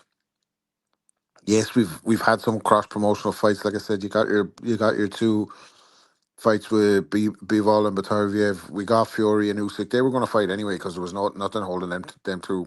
There was no promotional cross issues, whatever, stopping them two fighting. They were going to fight anyway. AJ and Fury never fought each other as it is, so they couldn't make that one happen. And I think if you're looking at it overall, it just hasn't worked. It's worked for the fighters because they got tons of money. It's worked for Eddie Hearn and Frank Warren. They're holding hands with Turkey. They're holding hands with each other, even fucking burying all hatchets and grudges and leaving them at the door, like to get the check across the line. So it's made very few people a ton of cash very quickly.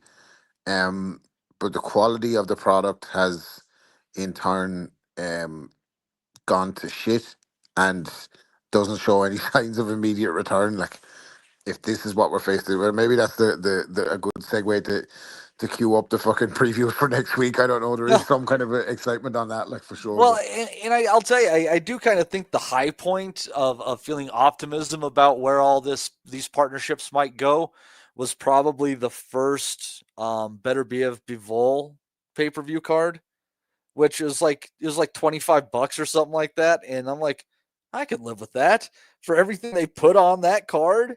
It was fantastic. It really was. They can go get in the bin as well. What's this sparring wars thing? Does anyone know anything about this? They have on the zone yesterday. There was a spar. They were televising sparring. So I don't know. These guys are turning up with the hope of getting a contract or getting a pro Basically. contract or something to spar each other. Would you fucking get in the bin with that shit? Fucking hell. Monetizing that and televising it and expecting people to pay for it. Fucking hell, man. How the mighty have fallen. Like, what a fucking shit show that is. Yeah. And you said something there, Matty, about subscriptions and pay-per-views. There just isn't enough quality boxing. And I say quality boxing, kids fighting and defending British titles, Commonwealth titles, European titles, area belts, English belts. Remember, Tyson Fury and John McDermott was for the English title. And Danny Hunt and Lee Meager was for the English title. And Jamie Moore and Matthew Macklin was for the British title. These are some of the, these are big fights. But we don't get enough free-to-air boxing that someone can just sit indoors and watch it.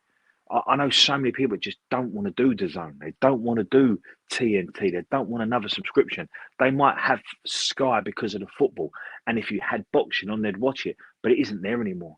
So not enough eyes are on the sport. And what they do get is stuff like last night. And they think that's boxing.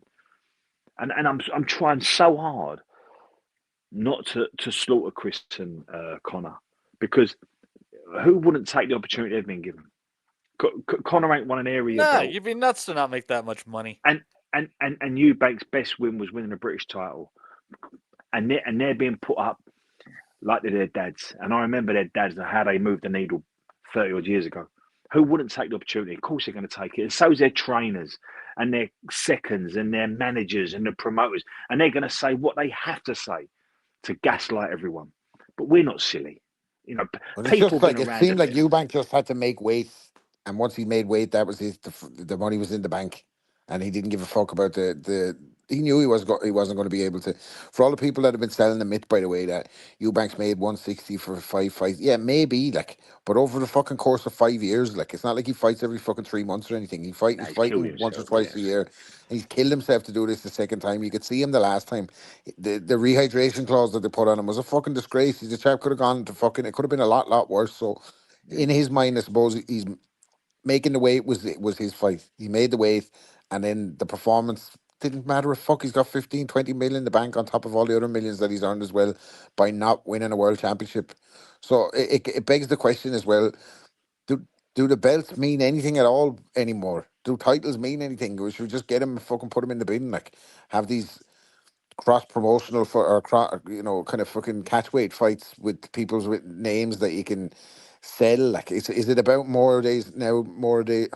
is it more about nowadays what you can sell than an actual winning a title? Like, fucking title, the belts don't mean that jack shit anymore. Like, remember, he said he don't care about the titles. Turkey already said that he wants to dump all that. So yes, I think Rob's exactly right. He already come out and said that. Screw the titles.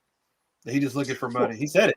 What must Terence Crawford think about British boxing? Like, I've seen him over here. No, I've seen him in the last 2 visits. He sat ringside for Amir Khan and Kell Brook, and then he sat ringside last night. He must think is this like the land of the blind? Like, how is this stuff selling? How are these kids getting this much money? How are we selling this many tickets?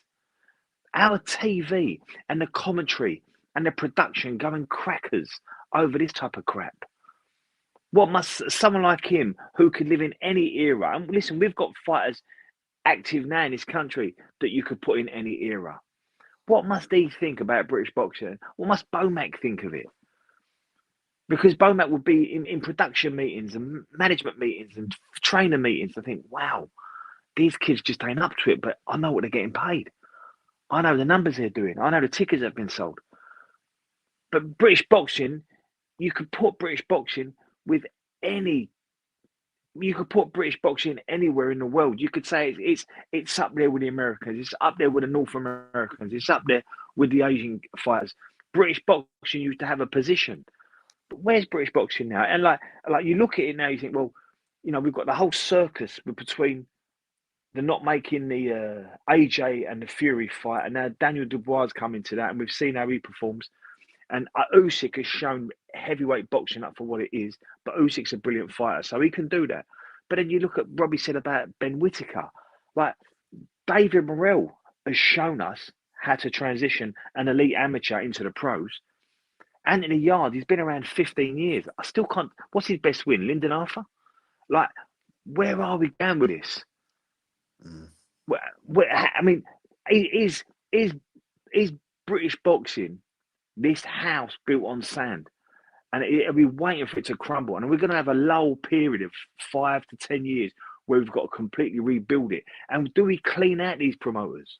Do the networks start again? Do we go full circle and go back to having small hall shows and British title fights on a Friday night and shows on a Wednesday night down at York Hall? I don't quite know, but this version of British boxing, it's not very inspiring. Man, that's sad. That it's Justin. Sorry, Matty. Just when I say British boxing, I'm a Cockney. I'm a Londoner, but I know the depth of how good Scottish boxing used to be, how good Northern Ireland boxing used to be. I was always a kid coming from the south. There was always 3 or 4 really good Welsh kids. Like, we don't have that now. We just don't have it. I could sit here now and say to Rob and Justin and yourself, and if Stevie was there and Ozzy and Andy, let's talk about the best 10, 15 trainers in the country. Go on, give me 5 top bleeding trainers in this country now. Do you know what I just had a thought about when you mentioned that we had good Irish fighters? Fucking Steve Collins Jr., he must be kicking himself that he couldn't put fucking 4 or 5 wins together. He'd surely get himself in the mix for this, fucking, couldn't he? Like, fucking throw himself in with the other juniors. Like, fucking hell. That's all we need. Like, don't fucking rule that out, by the way. If he can fucking put 1 or 2 wins together, I don't think he's had the best pro career, God help him, but if he can put 1 or 2 wins together, fucking hell, Mill Street, here we come. Like, but that's on, isn't it? We've seen this happen. Don't be surprised if David A brings his kid into it. Oh yeah. Campbell Hatton was thrown into it. Steve Collins' kid did try this. They have been on radio talking about it. This has been muted. So no way. I was only fucking joking. No way. No, really, no. This has been spoken about. Steve Collins has been on radio saying my son can get down the middle and he can be part of this. And I don't blame him for saying it. They know what the numbers are. So, look. If only Roy Jones had a son that they could all avoid.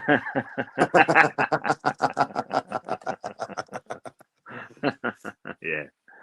But I look Roy at Jones this now, Jr. I look at this thing and you wonder, like, is our pod now just going to become so negative, and are we going to be so miserable? I met Dominic in London last week, and we had a coffee and a bite to eat, and Dominic's a real boxing head, and all we could speak about was stuff from the 80s and the early 90s. We didn't even touch on this fight. He said to me, I couldn't even talk about fights of the last few years because there don't seem to be much out there. And that's 2 boxing people sitting down talking boxing, and we couldn't talk about anything current. So I really do worry about boxing and us boxing fans. And are we going to be them old heads that we just now, for us, it's, do we talk about do we live in the past? Do we talk about past exploits, past fighters? Because what we see now is not much to talk about. And does it get better? When does it turn? I always go on things like this. I always used to pride myself on, I could name every British champion at every weight. If we had a world champion, I could call them. All the European champions that were British, any Commonwealth champions that were British, I knew my numbers. I don't know, Rob, could you name every British champion at every weight now? No, I fucking couldn't. I couldn't even name No, every world champion at every weight now. And at one stage, I would have been able to do that backwards. Yeah. Like, could any of the lads in the chat, and they're all boxing lads, they tune in every Wednesday to listen to us, and they're good stuff. Could they ever say, "Oh, I could tell you from flyweight up to heavyweight, all the British champions"? It's a thing of the past. It's died on its legs, and we're watching it happen. I'm trying to think if I can even name a champion from every single weight class off the top of my head right now. Go on, let's do it then. Throw it out between us. Go on, start at All right. heavyweight. No, let me work. Well, let me work from the bottom, Go because on get those out of the way for you guys. So you got Collazo at 105, at 108. God, who won a fucking title down there right now? Guys have been vacating titles over there right now. I can't name a 108 off the top of my head right now. 112. Obviously, the dude that just beat Taraji's got a title. Fernando Montiel. No, not Montiel. Sandoval, 112. 115, you got Bam. 118, Donaire just got elevated, I think, after getting that interim, so I'll take a fucking W there. 122 is easy in a way. 126 is Espinosa. 130, Sugar Nunez. 135, I think Shakur has a title at 135, doesn't he? Yeah, or you might be vacating it. Yeah, Shakur. Yeah. Yeah, 140. Tio has a title at 140. Super light. Yeah, light. Welterweight. Go on. 147, Brian Norman. 154, Fundora. 160, Alim Hanala. 168, All Bud. 175 is going to be Bivol, basically. Cruiserweight, Gilberto Ramirez and Apataya, obviously, and then Usyk. I did okay other than 108, and I was just thinking that's because the fucking the dude just went up to 112 to win the title. Why am I is killing my name? Yabuki. He just vacated. Yeah. So, but yeah, I did and okay. That's I did okay. That's the world. That's the world champions, right? One at every weight. But you probably couldn't name 4, could you? I used to basically know all of them and what belt they held. And over here, Matty, we knew the 4 world champions and the British champion. I'm struggling. I really would struggle. Yeah. And that's happened under our nose. Yeah, well, it's just, and it's tough because it's thinning out, and there are still good fights, and people wonder why I watch a lot of the lighter weight fighters and a lot of the Japanese fights that aren't with Inoue in them or Nakatani. It's because you get an incredible bang for your buck at the end of the day. I mean, those they're absolutely exceptional. They fight for honor. They go at it. You know, Japanese boxing, of all these lowlights that are abound, Japanese boxing is alive and well. And that is, if I was going to say, if what's one high point you can point to at this moment to say don't lose faith. If you really love boxing and don't care if someone's from your hometown, your country, whatever, Japanese boxing is still the shit. And I don't think that it's going to decline after we get to see Inoue against Nakatani, which hopefully they both continue and that fight gets made. That's not our boxing. That's war. That's war. But that's not how boxing was. That's not where boxing's come from. Boxing's about kids coming from your hometown. Yep. But boxing isn't about. Boxing isn't about. I love a kid from Asia. And I'm going to follow this sport. I know, and the problem, like when a place like I'm from, like there's not a whole lot of people who have excelled who are out of Colorado. Like there's some stories of people from Colorado, but like as far as constant decent names and stuff, like throughout history, Jack Dempsey, obviously one of the greats, born in Manassas, Colorado. Sonny Liston spent some time here. I don't think he was born here, but I think he lived here for quite a while. Ron Lyle ended up living here after going to prison here, I think.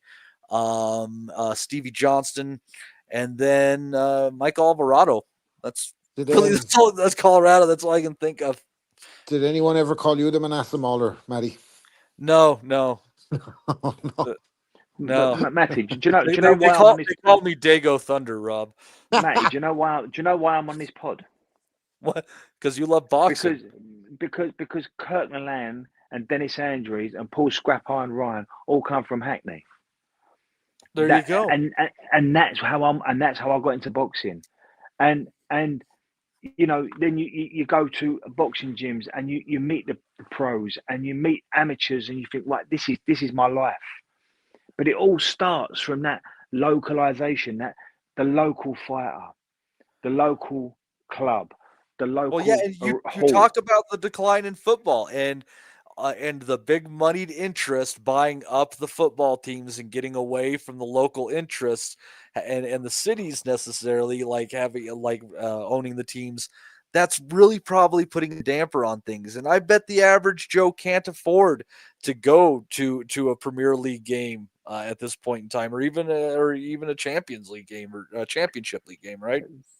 They can't afford it, and if they can, they're getting put on a waiting list for a ticket. Like when did sport become this serious? When did it become everyone has to be there? So if you want to try and get a ticket to watch Wimbledon, if you want to try and get a ticket for Premier League football, I mean, you having to sign up and give over your details and enter a ballot and queue up at 4 a.m. Yeah, I mean, I get it, but boxing's not got that problem, is it? I mean, you could get a ticket for last night. You can subscribe to DAZN. You can subscribe to TNT or Sky, but people ain't doing it. Now, I know there's a fella here that put on the chat, the UK's got a better appetite for boxing. People in the UK have got a better appetite for live sport. We come from a country where we sell out stadiums and we like big numbers. But and I would ask that chap there, maybe the Americans are just a little bit sharper around it than us. Maybe the Americans, you know, they want a bit more bang for their buck than what we do. Because if you'd have said to the Americans, Eubank and Ben, or the equivalent in America, they'd have laughed at you. Americans ain't stupid around sport. We're the only ones that can buy that type of stuff last night. No one else in the world would buy that. Justin, you've been awfully quiet, but I know you're a little bit more optimistic. So feel free to pour your sunshine upon us. No, I'm not optimistic. I just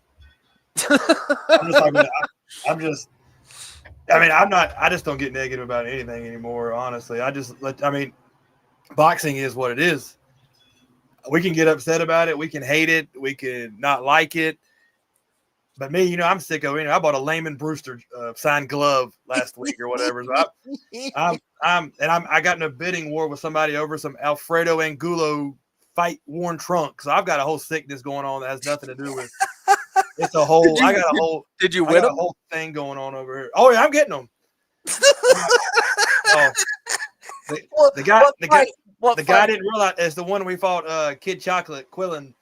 He didn't realize that there was a sick person he was going against that has extra money and doesn't really have anything else going on except boxing. So they picked the wrong man to go against. But no, I started watching boxing so long ago now when Charles Brewer on Showtime in like 2000, end of 2000, and it's been my dad called it a sickness, and so it's always been something. I'm never going to stop. I'm never going to stop watching it.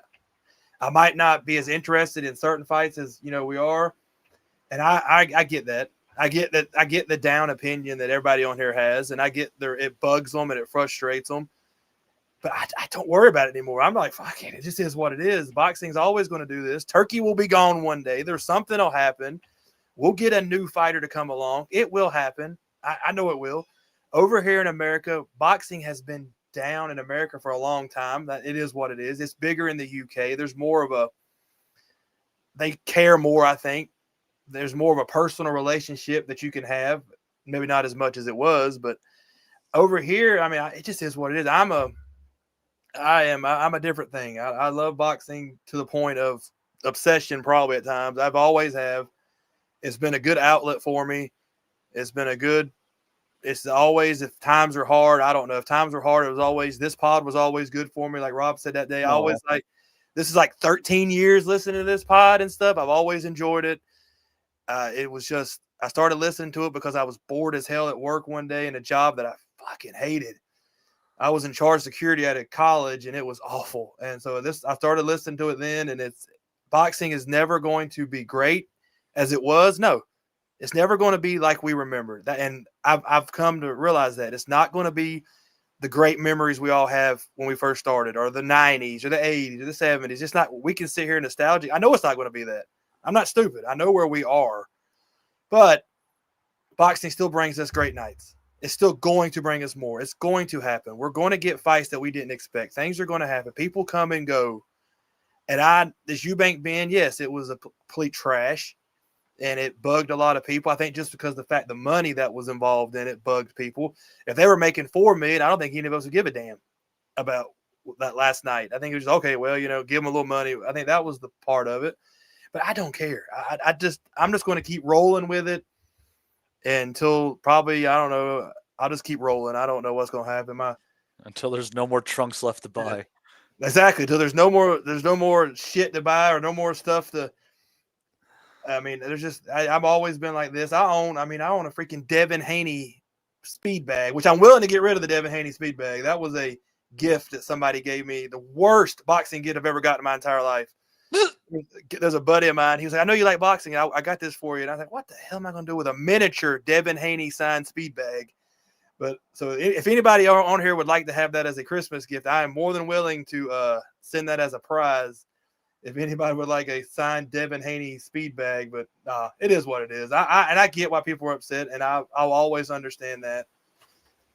And life's life. I don't get down to more about anything I can think of. Honestly, don't. I'm a very even-keeled person in this world now. Nothing actually gets me up or down too much. I've got a lot of fucked up shit going on. I don't let none of it bother me.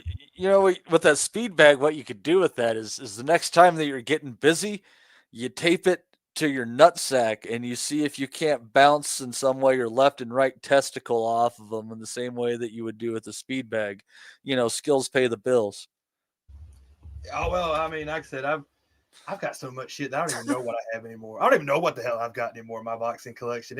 It is a massive collection of shit. You should take inventory. It's just good to know what you have. I've got a shoe. I suppose it's Xu Zi Ming. What's his name? Xu Ming. What was that freaking guy that was the Chinese guy? Yes, I've got a glove signed by him. Zhao Shiming.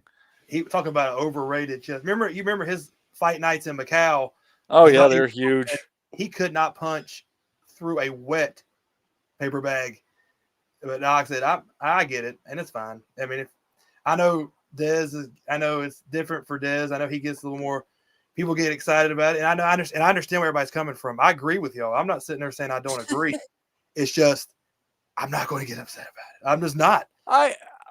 There's a lot of bubbles going on that might burst in society and in economies, and I kind of think the boxing bubble is going to burst. It will. And it might basically kind of teeter on the edge of disappearing and then come back. And I watch so many sports. If boxing starts to go down to a point, if it gets to a point where I don't watch it anymore, then they might as well just get rid of it. We'll always have beef. My God, that'd be a very low point because me and you watch about everything that comes on one way or another. I will watch it, even though I might not like it. I'll just check it. But I have gotten to a point now of boxing. I don't watch everything as much as I used to. Like, I'm not going to watch some prospect in Tijuana fight some 400-pound fat guy for 8 rounds. I used to watch that shit. I don't do that anymore. I'm not insane. I haven't gone crazy, but I still love it. I always Those are the things you watch on like 5x speed. I'll get super personal right here on this one. My grandma died when I was 16. And I lived with my grandma for a long time. Oh. And that fight with Charles Brewer come on about a day after her funeral, maybe 2 days, and I was happy. There you go. I got into that fight, and boxing's been there ever since. It's just been there ever since that fight. And I think it was maybe because it was around the time when that happened, but hell, it's been there ever since. Yeah. No, it's always been a good thing. I don't want to see it go away, but I think the bubble's gonna pop, and the pay has to go down. Some people have to lose their asses on the promoting side of things. But let me just say, like, as Top Rank's doing some stuff on some free services, do what you can, especially if you're American, to support them. If you got to use your VPN elsewhere, you do what you have to do. I'm not here to judge. And I think it's also a good time to say that I think it's important for people to support options like ProBox, who put on these fights for free. You can just watch them on YouTube or on their streaming app or whatever, and they put on some really entertaining fights, very well matched contests on there. There are some things that are some entities that are trying to push back against the monopolization of boxing. And I think the only way that we can help is to support those people and make sure they get the clicks and they get the money in the ways that they can find it. So please support those folks that are doing stuff on terrestrial television, straight over YouTube, or when they choose to use these free streaming services as an option for their live fights. That's all you can do is support the stuff that you like. And at this point in time, I don't think many of us are supporting the dollar that they value that they're assigning to the support in some of these fights. Yeah, it's just nuts. I remember being pissed off about Andre Berto making $1 million to fight Freddie Hernandez, and I would argue that one round of boxing was probably fought on a higher level than this contest. But let's move on to other subjects. Let's see if I'm missing anything else on the schedule here. Before we get to the lull here, I don't want people to. What's the proper term on YouTube so that you don't get like shadow ban? Oh, I don't want people to unalive themselves over rhetoric. There we go. That's the word they like folks to use. Unalive. Let's see here. What an odd word. What do we got going on your schedule for the week ahead? I wish I could unalive whoever fucking brought that into the vocabulary. That you can't fucking say words the way they are. Like, I wish I could unalive that person. Telling you, buddy. Let's see here. Oh, lucky you guys. On Channel 5, speaking of terrestrial television, Harlem Eubank versus Josh Wagner. Neil Brown versus Darren Johnstone.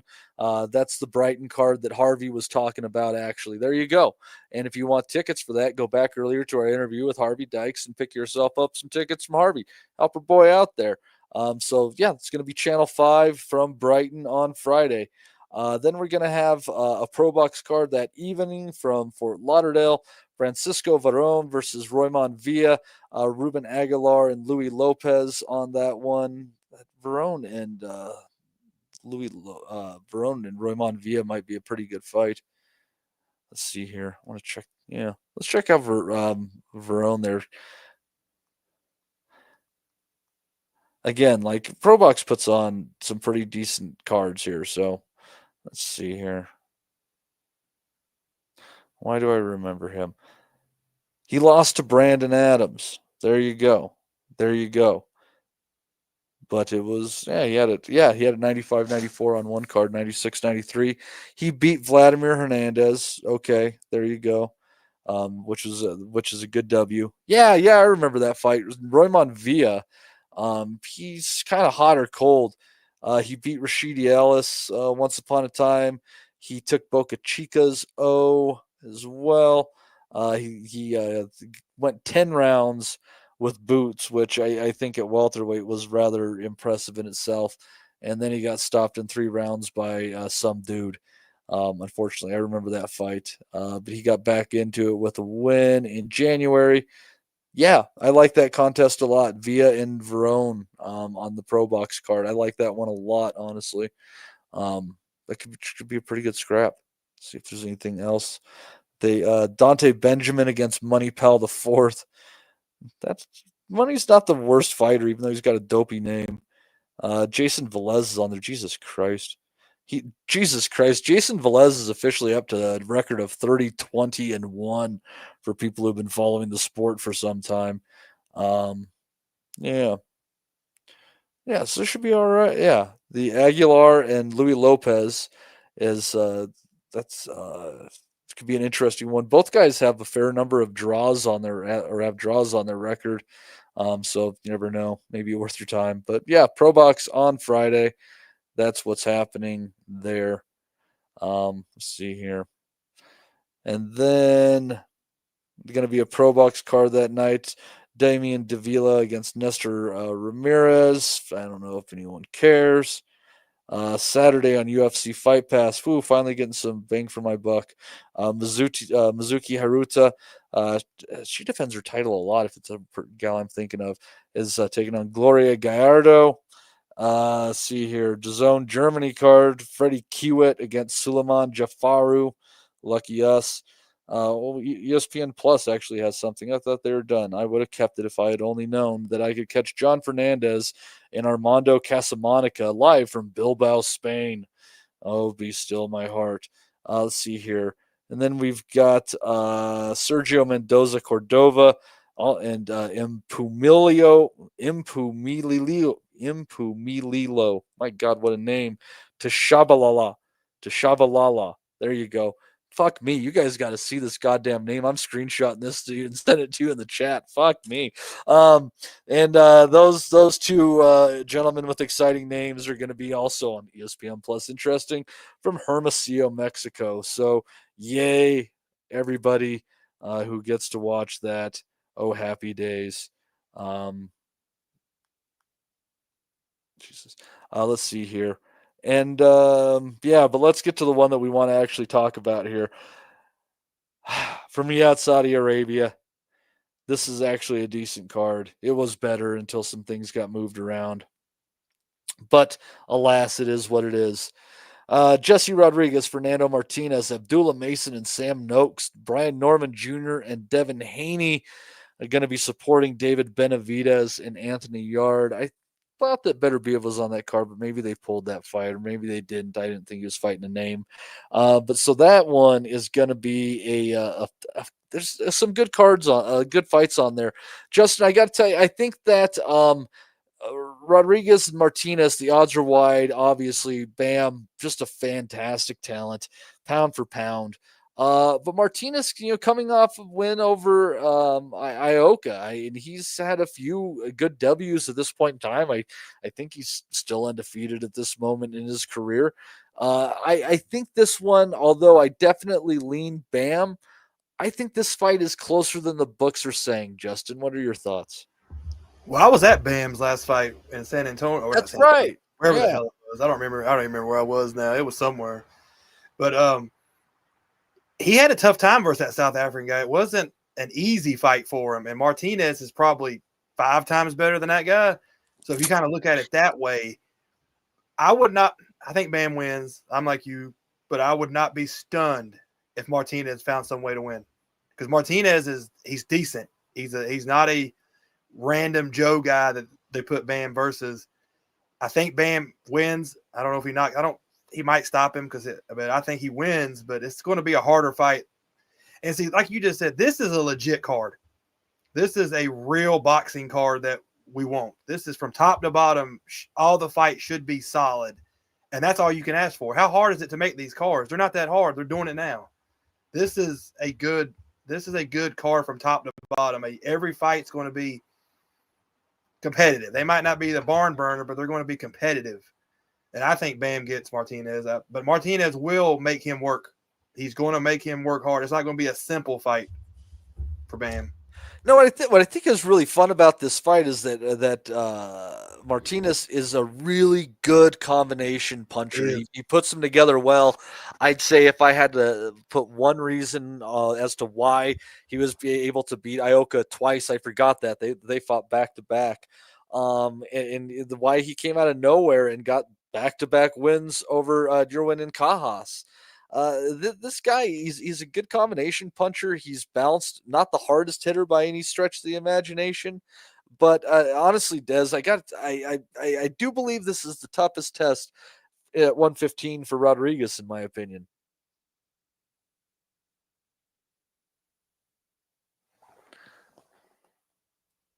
Des, did you catch that? Or did he disappear? Sorry, mate. No, you're sorry, fine. mate. I'm still here, mate. Could you repeat that question, please? I was just I think that Martinez is the most difficult fight probably for Bam Rodriguez at 115 for whatever that says, considering him and how elevated he is above his competition.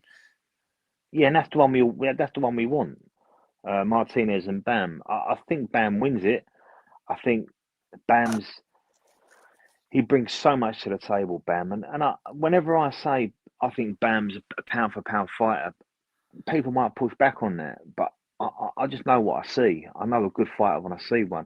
He's got so much in the locker.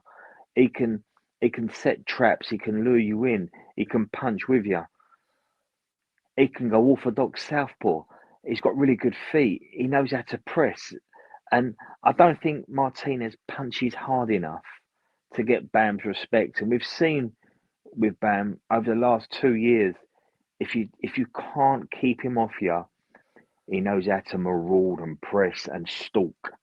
And he's not one of these guys that sort of, if you can imagine, because it's current, say Nigel Benn in his day when he just goes throwing big world-class punches. He's not that guy.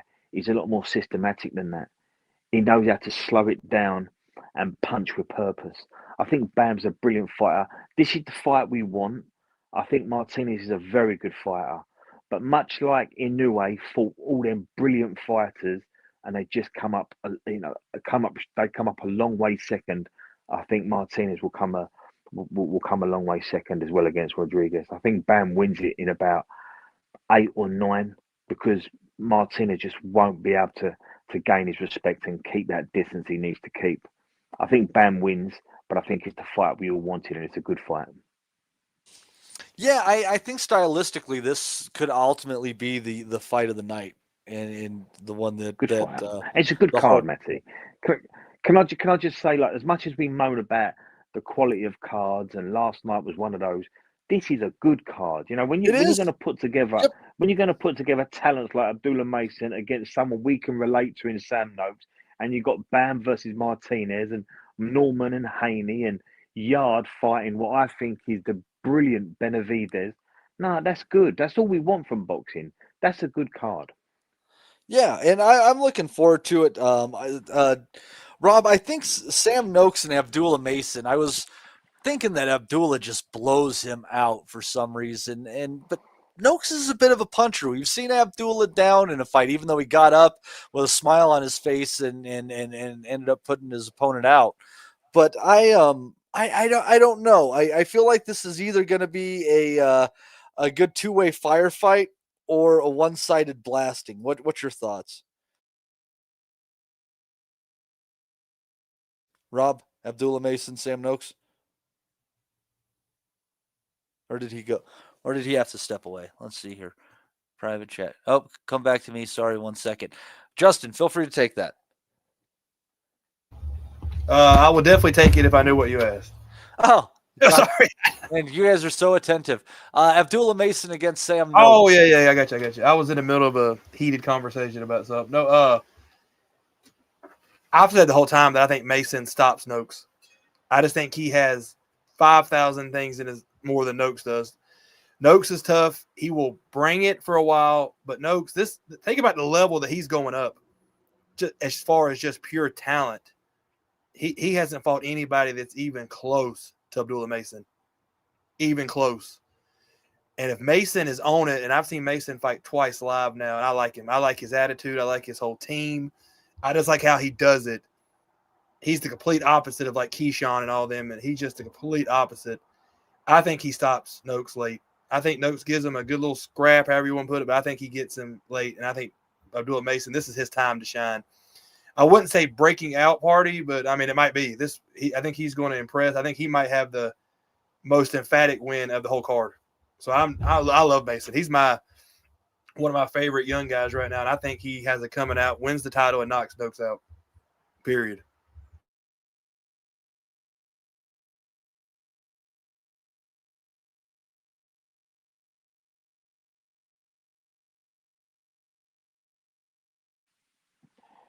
Matty, we can't hear you, mate. Yeah, I was done with. I finished talking. Oh shit! I Oh, was talking. yeah. I was on mute. Yeah. I don't know.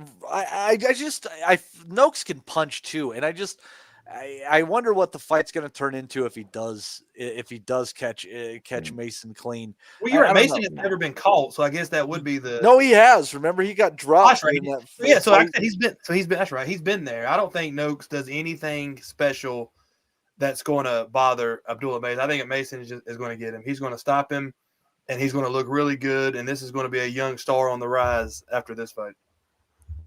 I'd like to see it. Yeah, think Tank Davis, Liam Walsh. You know, there's going to be just this one's about levels, I'm afraid. Sam Noakes is a good kid, but Abdullah Mason is going straight to the top. Do you agree with that one, Rob? Did you say he's back? Oh no! Oh wait, add the stage. There you are. No worries, Rob. sorry that I was chatting away there. Yeah, no, I'm very high on Abdullah Mason. He's been one of the ones that I do hold out a bit of hope. Like I don't know if he's ever going to be a crossover star, but he will be a fighter that we'll enjoy watching on this pod, and our listeners will enjoy watching as he goes.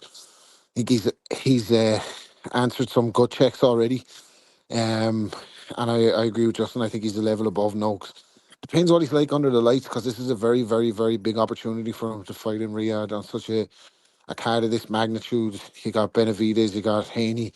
So if he has a breakout performance here, it could do wonders for him. He's obviously fucking auditioning for the money man in the sport, like, isn't he? To be It's seen a big again. opportunity, but it's also a relatively empty venue, especially early on in the night. It's That's what I almost mean about under the weird, lights. right? It It's presents a weird. different. It's a kind of a different pressure set, isn't it? Like it's not the Garden. It's not Vegas.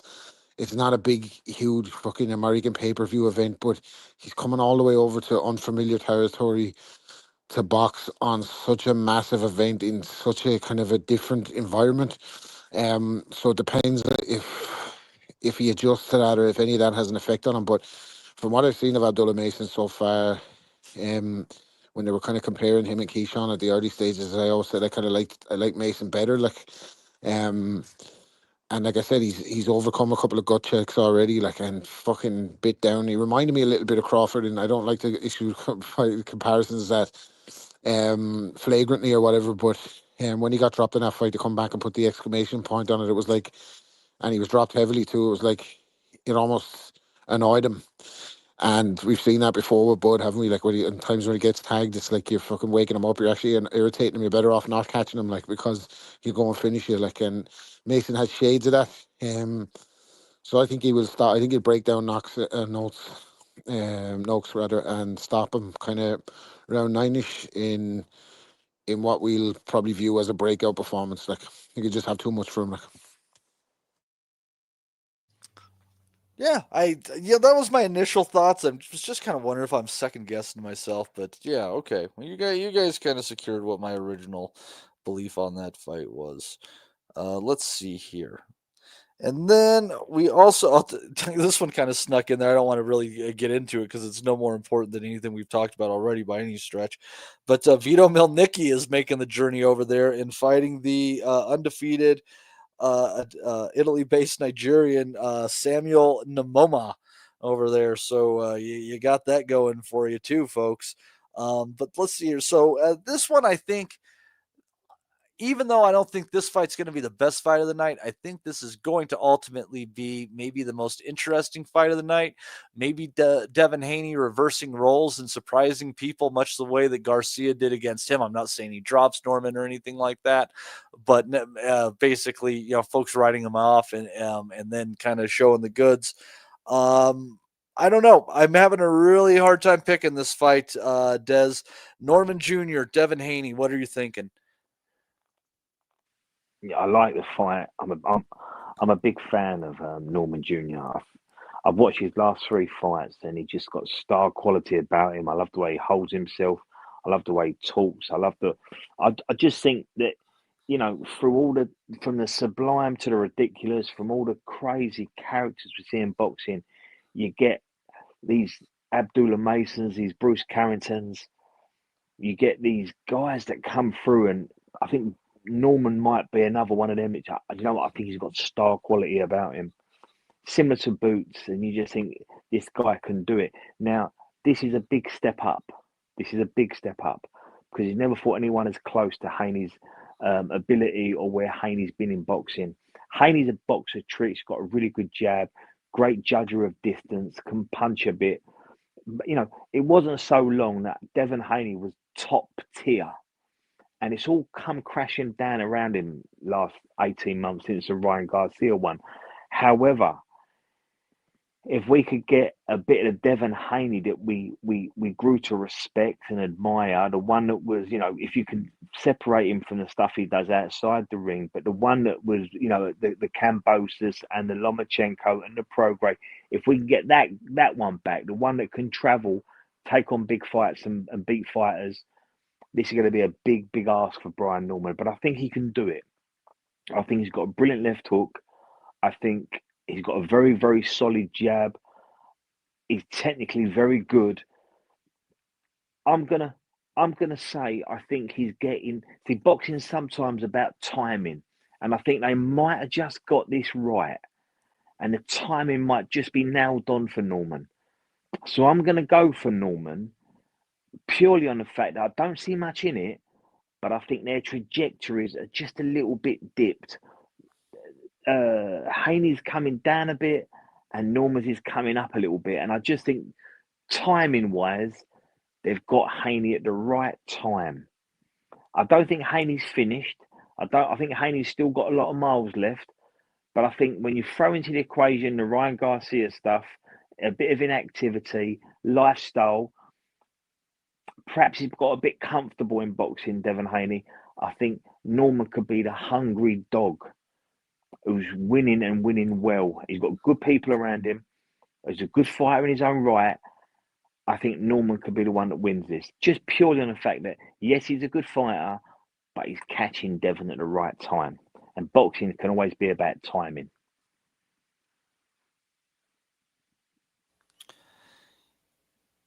Yeah, it's about so Haney is a bit of an underdog on this. He's paying a bit better than even money. I guess what would that be? You're paying 11 to 10, I think is how it is. So I mean, just a little bit of a favorite there. Haney's stock has dropped the last 18 months. For I sure. still think Haney's a good fighter though, and I think Norman will bring the best out in Haney. But I still think it's about timing, and I think Norman might be too much for Devin Haney at this junction. Their trajectories are just tilted in different directions. But it's a good fight, this, and it's an intriguing one. One I can't wait for. Yeah, the tough thing for him is, I mean, he had the win against Garcia, and the problem is he might have won against Jose Ramirez, but he didn't win any fans in that performance. It was just god awful, and and I don't know. Do you think, Rob, that Haney will be able to keep the fight negative against Norman, or do you think Norman brings enough offense that he's going to force Haney into being uncomfortable and at least try to fight back, and he won't be able to use many spoiler tactics potentially? Well, like I said, like I mentioned last night, I'd be hoping that Norman could deliver by KO, because this is a bit sketchy to me as well, because as I mentioned, Turkey's invested 36 million into Devin Haney, hasn't he, over 3 fights? So he's surely expecting him to win this one if he's going to invest that kind of bread in him. So if this goes to the cards, I would expect Haney wins this, and then maybe line him up versus Conor Benn down the road. Once Conor Benn's had a kind of a knockover job, I'd say at 47, and they'll make that fight like as the third fight in this deal. Having said that, I hope Norman rips up the script. I echo what you say. I actually thought Haney looked gun shy against Ramirez. He looked like he was scared to pull the trigger, scared to engage. He boxed on the back foot. He absolutely stunk the fucking place out. He at least got the win. Ryan Garcia didn't hold up his end of the bargain and got beaten by Rolly Romero. But it was a far from impressive win. I don't think he's looked as good since he's gone up past lightweight. Haney, I know he was killing himself to make weight earlier. He looks in tremendous condition. As I said, rest in peace, Victor Conte. The The fucking muscles are Mm-hmm. bulging off him on the snack program. He's you can see the sinews in his veins. He's ripped. I looked at an old picture of Thomas Hearns when he was in his prime, who obviously was the first guy to win 4 world titles at 4 different weights, defeating Juan Domingo Rodan. And Haney is making him look like a puny little fucking a little fucking wimp. He is absolutely enormous. So I don't know what that means for the fight, but modern day regimes are a thing to behold. I really like Norman Jr. I think Norman Jr. has gotten his head. I think he's had the better of the verbal exchanges in the build up to this. I think he rightfully called out Haney's bullshit as he tried to be a diet Floyd. The thing about Haney is I don't think he knows who he is himself. Unfortunately, he's in a position where his dad's his mouthpiece, his main mouthpiece and cheerleader, and his dad's a fucking grifter. It's plain to see to the rest of the world. Obviously, you don't see these things when you're a little bit closer and that's your dad, but the dad's a grifter. He's done extremely well to navigate Haney into this position. But like I called Haney on Haney years ago, there was a reason that he was without any of the major promoters. Aaron wasn't tripping over himself to sign him. Heyman wasn't tripping over himself to sign him. It took Eddie Hearn to go and get him on a DAZN deal, I think, until he started to get some traction. Um, I think he's limited. I think he flatters to deceive. I think we've seen him rocked by Linares. We saw him rocked by Lomachenko. We saw him dropped heavily against Ryan Garcia. And I think he's afraid of getting hit. And if he is, he's in against the wrong guy. So he's going to have. I thought Brian Norman Sr. made some really, really interesting comments about Haney in the build up to the fight. He was on some podcast, some clip or something I saw on Twitter. It was just some kind of vox pop where he was on a podcast or something. God forbid. But he was on a podcast and he's talking about Haney being a marcher. And he's like, he marches forward. So he's kind of giving you he's saying that to say that Haney's footwork is not as good as what people will have you believe, i.e. his promoters, when they were calling him the second coming of Floyd Mayweather and that. His feet are not that good. Like, he has a great jab, I think, Haney. He doesn't have devastating power in either hand. He's had the benefit of the doubt a couple of times. I think he when he fought Linares was shot to shit, and he still nearly knocked him out. He lost to Lomachenko for me. He had Kambosos, who's fucking what he had like fucking 5 or 6 losses on the spin at this stage. After that wonder win against Teofimo, he's avoided some of the bigger threats to him on the way up. So I'm not sure about Devin Haney. I'm not a Haneyack, put it that way. I'm not one of the Haneyacks. I think he is there to be taken, and you're saying he's not even the favorite in this one. He's the underdog. So Yeah, just narrowly, but yeah. I'm gonna say Norman catches him at some stage because I think he can hit Haney too, right? So I don't think he's will o' the wisp busy like.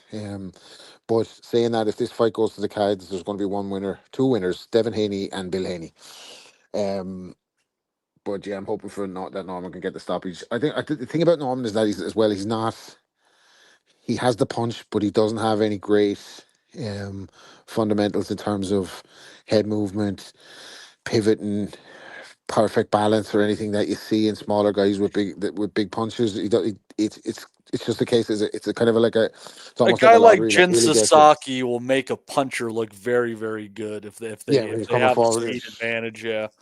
Yeah, so I don't think he does anything tremendously well, Norman, either. He has a great punch, but I don't think he's going to need to. I think he will find Haney and it depends on how he responds. And we saw Haney get up against Ryan Garcia, but when he did, he was completely fucking. He was complete. I know, obviously, Garcia's over the weight and he was fucking juiced off his nut. And But he's Norman just has not real that power at fucking great 47. either. He's not that great, but Norman has real power, and I'd say the power is real with him, and it seems to be in both hands. So I think he will find Haney. I don't think Haney's that elusive or that difficult to catch, especially at 47. And I don't think he punches. I don't think his power has gone up as much as well once he's gone up the weight. So based off his last performance, he looked terrified in there. He's like fucking Bambi at some stages. So I think Norman's got in his head, and I think Norman will get to him and stop him. Yeah, and Justin, the one punch that Norman definitely has that's a hell of a good one is his left hook. And if we've seen anything that has proved to be the foil for Devin Haney, it was that Ryan Garcia left hook. I just it's really tough kind of figuring out because one guy's coming off of a loss and a really lackluster appearance in victory, and the other guy is coming off a title, an unexpected title win, a ho hum defense, and then an absolute blasting of a good punching bag in Sasaki at the end of the day. I don't know. Where are you going, Justin? Well, boxing needs Norman to win. I don't care about how much money Haney got paid. We all need Norman to win because I think he brings more excitement. I think there's more to Norman than Haney. I like Norman. I like the way he's talked shit to Haney during the build-up. I think Rob was talking about it. He's made fun of him. I think he's real. I don't think he's a diva. I don't think he has any of that extra bullshit. I think boxing, we need him to win, and I want him to win. And will he win? Yes. I'm thinking he'll win. Fucking A. I don't think Haney. Rob broke it down. Haney does everything okay, but he doesn't do anything great. Norman is a bigger puncher. He's going to be more of a dog. He's going to want it more than Haney. I don't give a shit what Haney. Look at the money they're throwing at Haney. I mean, he probably got some kind of big signing bonus out of that $36 million. Haney doesn't have the fight in him, the hunger. He don't. I know he don't. Norman does. Norman has been counted out his whole career. Everybody keeps saying, well, he's not going to win this fight and he's not going to do this shit. I mean, they brought him over. I think they really legitimately thought Sasaki was going to beat him. He was brought over to take that title. I don't care what anybody says. They thought they had not an easier gimme, but they thought that was their best shot was to get over there. They are stupid. We all saw that one coming. Hell, I mean, Sasaki, I mean, he was like Kagay. I mean, the defense. Let's just use my head, and I'm not even going to move it. And so I hope Norman wins. I think he'll win. Boxing needs him. We need the Haney train to stop. I mean, he is. I can't stand Haney. I know. I said I don't like the speed bag, but I don't like Haney. I don't like his whole attitude. I don't like his whole. He has acted like his whole career that he was that he had done what Sugar Ray Leonard had done already, that he was already a Hall of Famer after his first 8 fights. He has acted like we owe him something, that boxing owes him something because he's this great talent that we all need to bow down to. And, oh, my God, Devin Haney is this and he can do that. Devin Haney is shit. I am all on the Norman train. That is going to be one fight that I'm going to really, really get into. I could be wrong because it's not like Haney's a bum. I mean, I'm getting a little excited about it, but not like Haney's a bum. I just think Norman, this is his time to shine. If he's going to do it now. He's not going to get stopped by Haney, but I think Rob summed it up. You give somebody $36 million, you're going to get every single benefit of the doubt in a close fight. Yeah, you better go knock their ass out. Norman needs to get like a knockdown. He needs to make it where you really can't screw him because he's not going to get any breaks at all in this fight. But on the other hand, $36 million to Turkey, that's what? Nothing. That's nothing. I mean, to them, what is that? That's like $3,600 to us. So I mean, Norman. No, he reminds me of a little bit, and not from the style, but just from the punching power aspect. Kiko Martinez. Because Kiko's the guy that a lot of times people have brought him. Like I remember Bernard Dunn. I remember walking past him on the way to the fucking ring when Bernard Dunn and all. Brian Peters brought him over, thinking Bernard Dunn was going to beat him for the European title, and then got a rude awakening fucking 90 seconds later when he was fucking concussed. He's one of those guys that he can lose every second of every round, but then fucking turn it around with just one shot. Like, and obviously Kiko was a legend. He went on to fucking do that for another 15 years. Like, but Norman gives me those kind of vibes. Like, he gives me the vibe that Haney could be up 6-zip here, like jabbing his head off, closing his eye, and then bang, he can just fucking land one. Now I could be completely wrong, and Haney could go out and stop him. Who knows? Like, but yeah, I think Norman's going to win by KO. That's right on. I like y'all's confidence. Let's see. It's tough when a fighter is so easy to hate like Devin Haney. Sometimes it makes you irrational, but damn it, I'm pulling for the aforementioned outcome. Now for the main event, which I think is probably one of the easier fights on the card to call, is David Benavidez, Anthony Yard. I just don't think Yard has what it takes to get to Benavidez. I think he might surprise him at one point. because Benavidez does get squared up at times, but he just throws really short, concise combinations. He punches hard. His defense is definitely underrated. You kind of got to watch Benavidez to see how he goes about his work. So, Des, I'm taking Benavidez, and I'm taking him big. I'm taking Benavidez, and I'm taking him big as well. I think Benavidez is a real one. And if you talk about levels in boxing, you've got kids at domestic level that could possibly come through, and you've got kids at world level that could possibly get to world titles. Then you've got kids at an elite level. I think David Benavidez has shown me so far that he's got elitism about him. I think he's a top fighter. You look at guys, you look at the run he's had, people like, Davis Lemieux, Plant, Andrade, Gavodnich, the brilliant win against David Morrell, and they fancied Morrell. The only thing I'd go against Benavidez, not in this fight, but moving forward, he seemed to be a little bit slow in terms of getting fights. He's a one fight or at the most 2 fights a year type of guy. And for someone who's his size, who puts weight on, he's naturally a big un, I think he needs to be active, more active. And people like, we spoke about this on the pod with the Tyson Furies and the Anthony Joshuas and the Usyks. You don't have to have 3 hard fights a year. You can dip in and dip out. You can go on the road and have an easy one. Take a page out of the Ali book, and the Ray Robinson book. You can pick and choose the 1 out of 3 or the 2 out of 3s. Have a super fight in September, but tick over before you get there. And I think we should see more of David Benavidez. In terms of how he wins this one, very similar to Bam Rodriguez. I think he's got that lovely. He knows how to suffocate you. Think Beterbiev as well. He knows how to suffocate you. He knows how to put you under pressure, but he don't go in swinging. He's calm, he's collected, but he's always there. And he does do that suffocating process. He makes you throw in uncomfortable, unsuitable spaces. Doesn't suit the opponent, but the opponent has to throw to keep him off. He's a big unit. He's got good motor skills, really good jab, spiteful right hand. We give Tony Bellew a lot of stick on this pod, but if you ever watch Tony Bellew throw that right hand, he means it, and he's got that spite about him. Benavidez, he throws that right hand with a lot of intention. He's very spiteful with it. He wants to knock you out, plant you into the ground.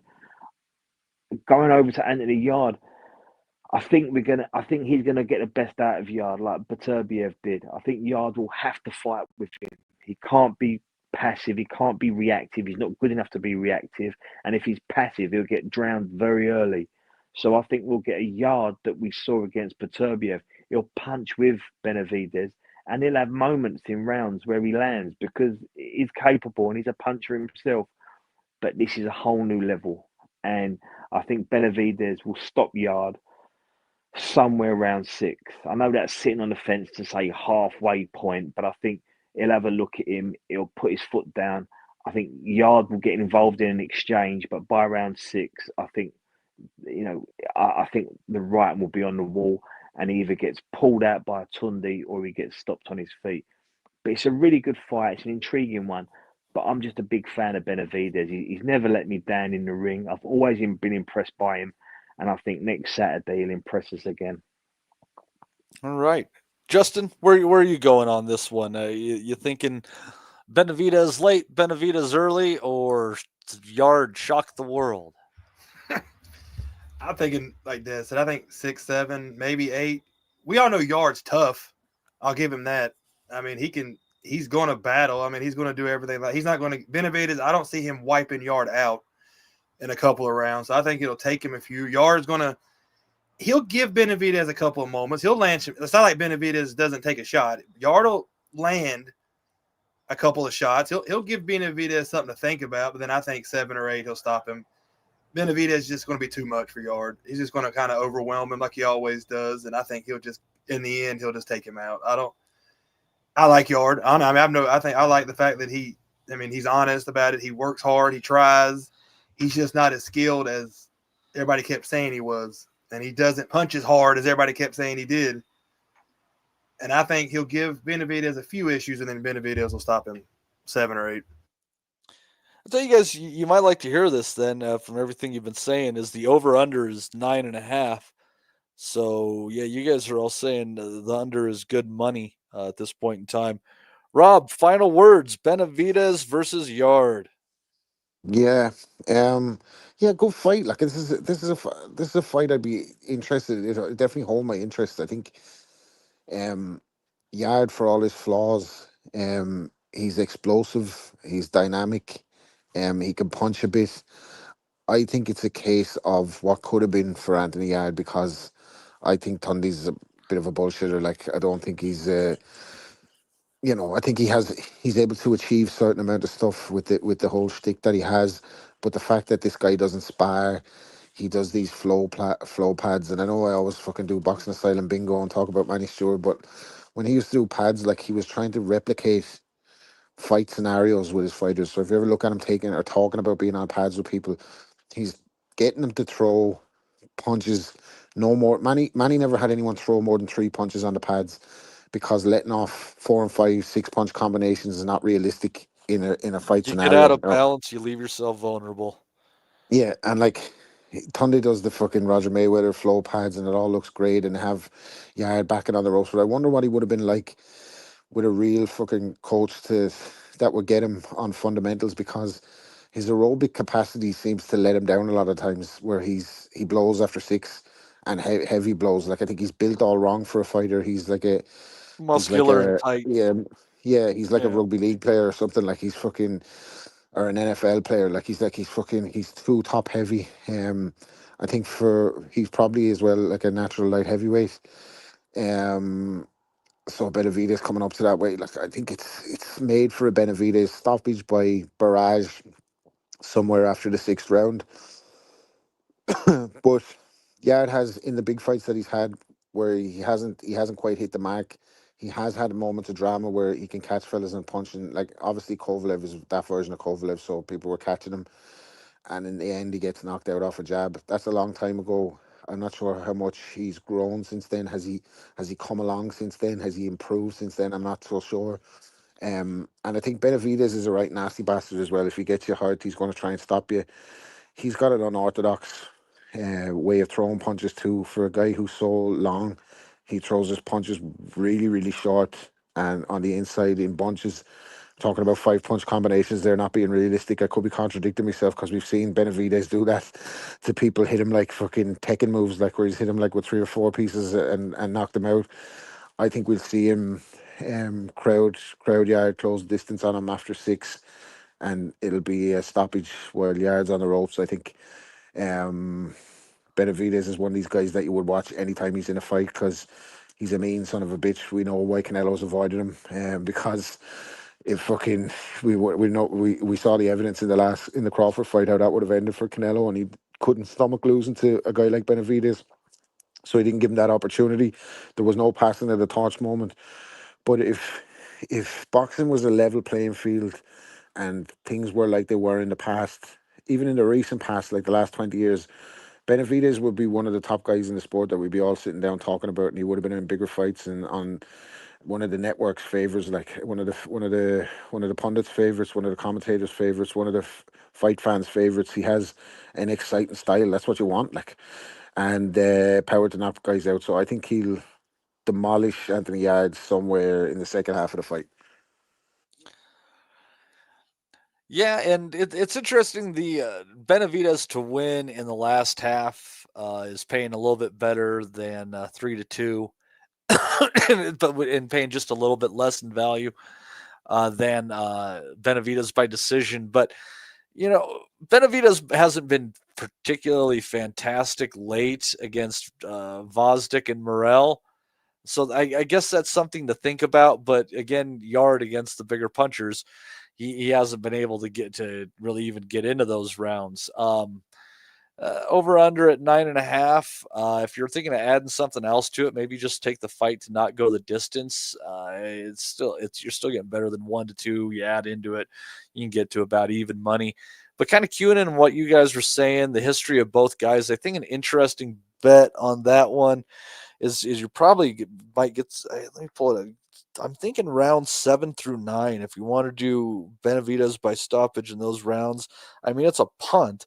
Obviously, we're not. I'm not saying that's what it's going to be, but based on everything that you guys are saying, I kind of can synthesize it down to that. If people want to go for a bigger value bet and wing it, and that is coming in. Let's see what we got here. Round 7 through 12, yeah, plus 175, and then let's see here, and then round 7 through 9, just better than 3-1. So yeah, the books are kind of queuing in on that, it being a place that it could happen if they got to narrow it to that area. So worth your consideration out there, fight fans or betting fans or fellow morons who waste their time on watching these two douchebags battle it out in the ring. But we did, and we're through with it. And if they fight a third time, we ain't going to say a fucking thing about it. But anyhow, it's been a good time. I'd like to thank Justin, Dez, and Rob for coming on. Also, Rodney, whoever was Rodney, and also especially Harvey Dykes. Harvey Dykes going to be on that Channel 5 card, Brighton, Friday night. Go check him out on Instagram, and you can and get your tickets directly through Harvey. Go catch some fights and help and keep the boxers going directly by doing things like that. But yeah, I'd like to thank all of you folks for joining us on this Sunday, and we will see you folks next week.